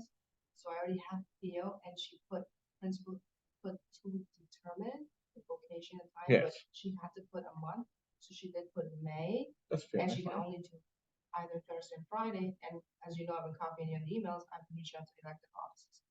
And a lot of the offices are for Fridays, because the officials are in downstate on Fridays. Not in Albany. So they're in Albany majority of the time. And On Fridays, they're local. oh, you did it on the Friday last time and last year. Yeah. One concern I have is that May and June become very complicated Graduation. student months. It's not only graduation, but like a lot of other things happen in the school. I believe the last 2 times we had it in April. We had it in May. We had it in May? Yeah, Was we it had it in May? May the last time, April the last time before, but in May last year. Okay, last year was May. Yeah. I Oh, thought we had both the years biggest were. turnout. We had a great turnout last year. Simone, you had experience with this. As Adriana, you were there last time too. Yeah, it was amazing, right? So, I do remember some back. so everyone, can we look at the dates in May? Which Friday in May works for you? But don't do it now. Please look at the calendar, the school calendar. Look at the religious holidays observances, and we will do the best. There might always be mustache day or something on the Friday, but like we can't please everybody, but let's do the best to make sure it's the best one to do. And if you all can send a date in the chat, that'd be great. And then we're gonna start, because after the town hall, I was waiting, then we'll start planning that. Dorinda, we have to start talking about how to send out the invitations for schools to send in the names of students for their award. Not now, but as we just keep that on your back end here. Lastly, anyone, as Simone brought up today, I want to acknowledge that. Anyone ever have any ideas for next month's calendar meeting? Let's call on the list. Tanya. GK. What? I'll come back. Any ideas for the next calendar meeting? Simone. I would like to invite a member of the working group who was not part of the minority group within the class size matter, because I think that the person who spoke today was very clearly against it, which is okay because we give everyone a voice. But I think there should be a different person from the working group. We don't have to invite Leonie because she's the class size matter person. And also, I want to say, you keep saying class size matter. That is also, I think I mean, I'm pro small class sizes, but I think when you say class size matter, there are people who may get upset because it's not their law. They were like advocating for it, and they have been doing a lot of research and they're supportive. But it's not their law. It's something else. So I would like to invite someone from the working group who can give their perspective, who's not part of the minority working group. But I think we had that already. Yeah, we have a whole town hall. We had a whole But town hall. that was like 2 years ago. Sorry, you spoke. I'm gonna respond to you. We had a town hall where the entire team on the panel was what you said, or that's what you said, was pro town hall, so pro class size matter law. And that's what we had Dr. Marmer, who was somebody who's bringing the other perspective. I'm just concerned that we're gonna been having this tit for tat. And it is what we want in our community, because we had a town hall where we had that whole, everyone is pro, yes, we should have it, this was happening, it's gonna happen. It's the first time we have someone who said, and they did the same thing, but we never had someone who did it again. No, we weren't required. That was the council agreed to do that. No, we weren't required. No, one else did it. No, we were at a year. Senator Lou. He attended. Not only attended, as the person who introduced the law, he spoke on it. He was right here. Right here. Yes. The first meeting. So we did hold that meeting there. I saw your hand, Tanya. And we did have a very, and it was very pro town hall. But I mean, I'll have the council members here where we can vote. Anything we don't agree with, we vote, right? Anything we don't agree, we vote. So let's put that here. So let's do a quick vote. All in favor of having the class size matter law? Is that better? Oh, next. Class size matter. Class size law. Class size law. Class size law next month to provide a pro class size law in favor. Nativa, can you please do a roll call? Do I need to unmute or? No, yeah. Well, I'll put my camera to see you. Go ahead. Okay. First Vice President Luza. No. Sorry, we're voting. Sorry. Second Vice President Arun Swapna, absent. Recording Secretary Natifa Lewis, no. Treasurer Utah Cheng. Abstain. I don't really have a strong opinion. Member Jalen. Absent. Oh, he's here. Sorry. What's your answer, Jalen? Yes, on mute. Oh, he can't. Oh, hold on. Sorry. He dropped. Can you unmute now? Yes, can you hear me now? Yes. No, I'm voting yes. Member Julissa. Julie, I think it's all. Okay, Julie's absent. Member Quentin Mezzatine. Yep. Member Simone Dunbar. Yes. Member Adriana Alicia. Yes. Member GK Calorie Power. Yes, I would like. Is that what you mean?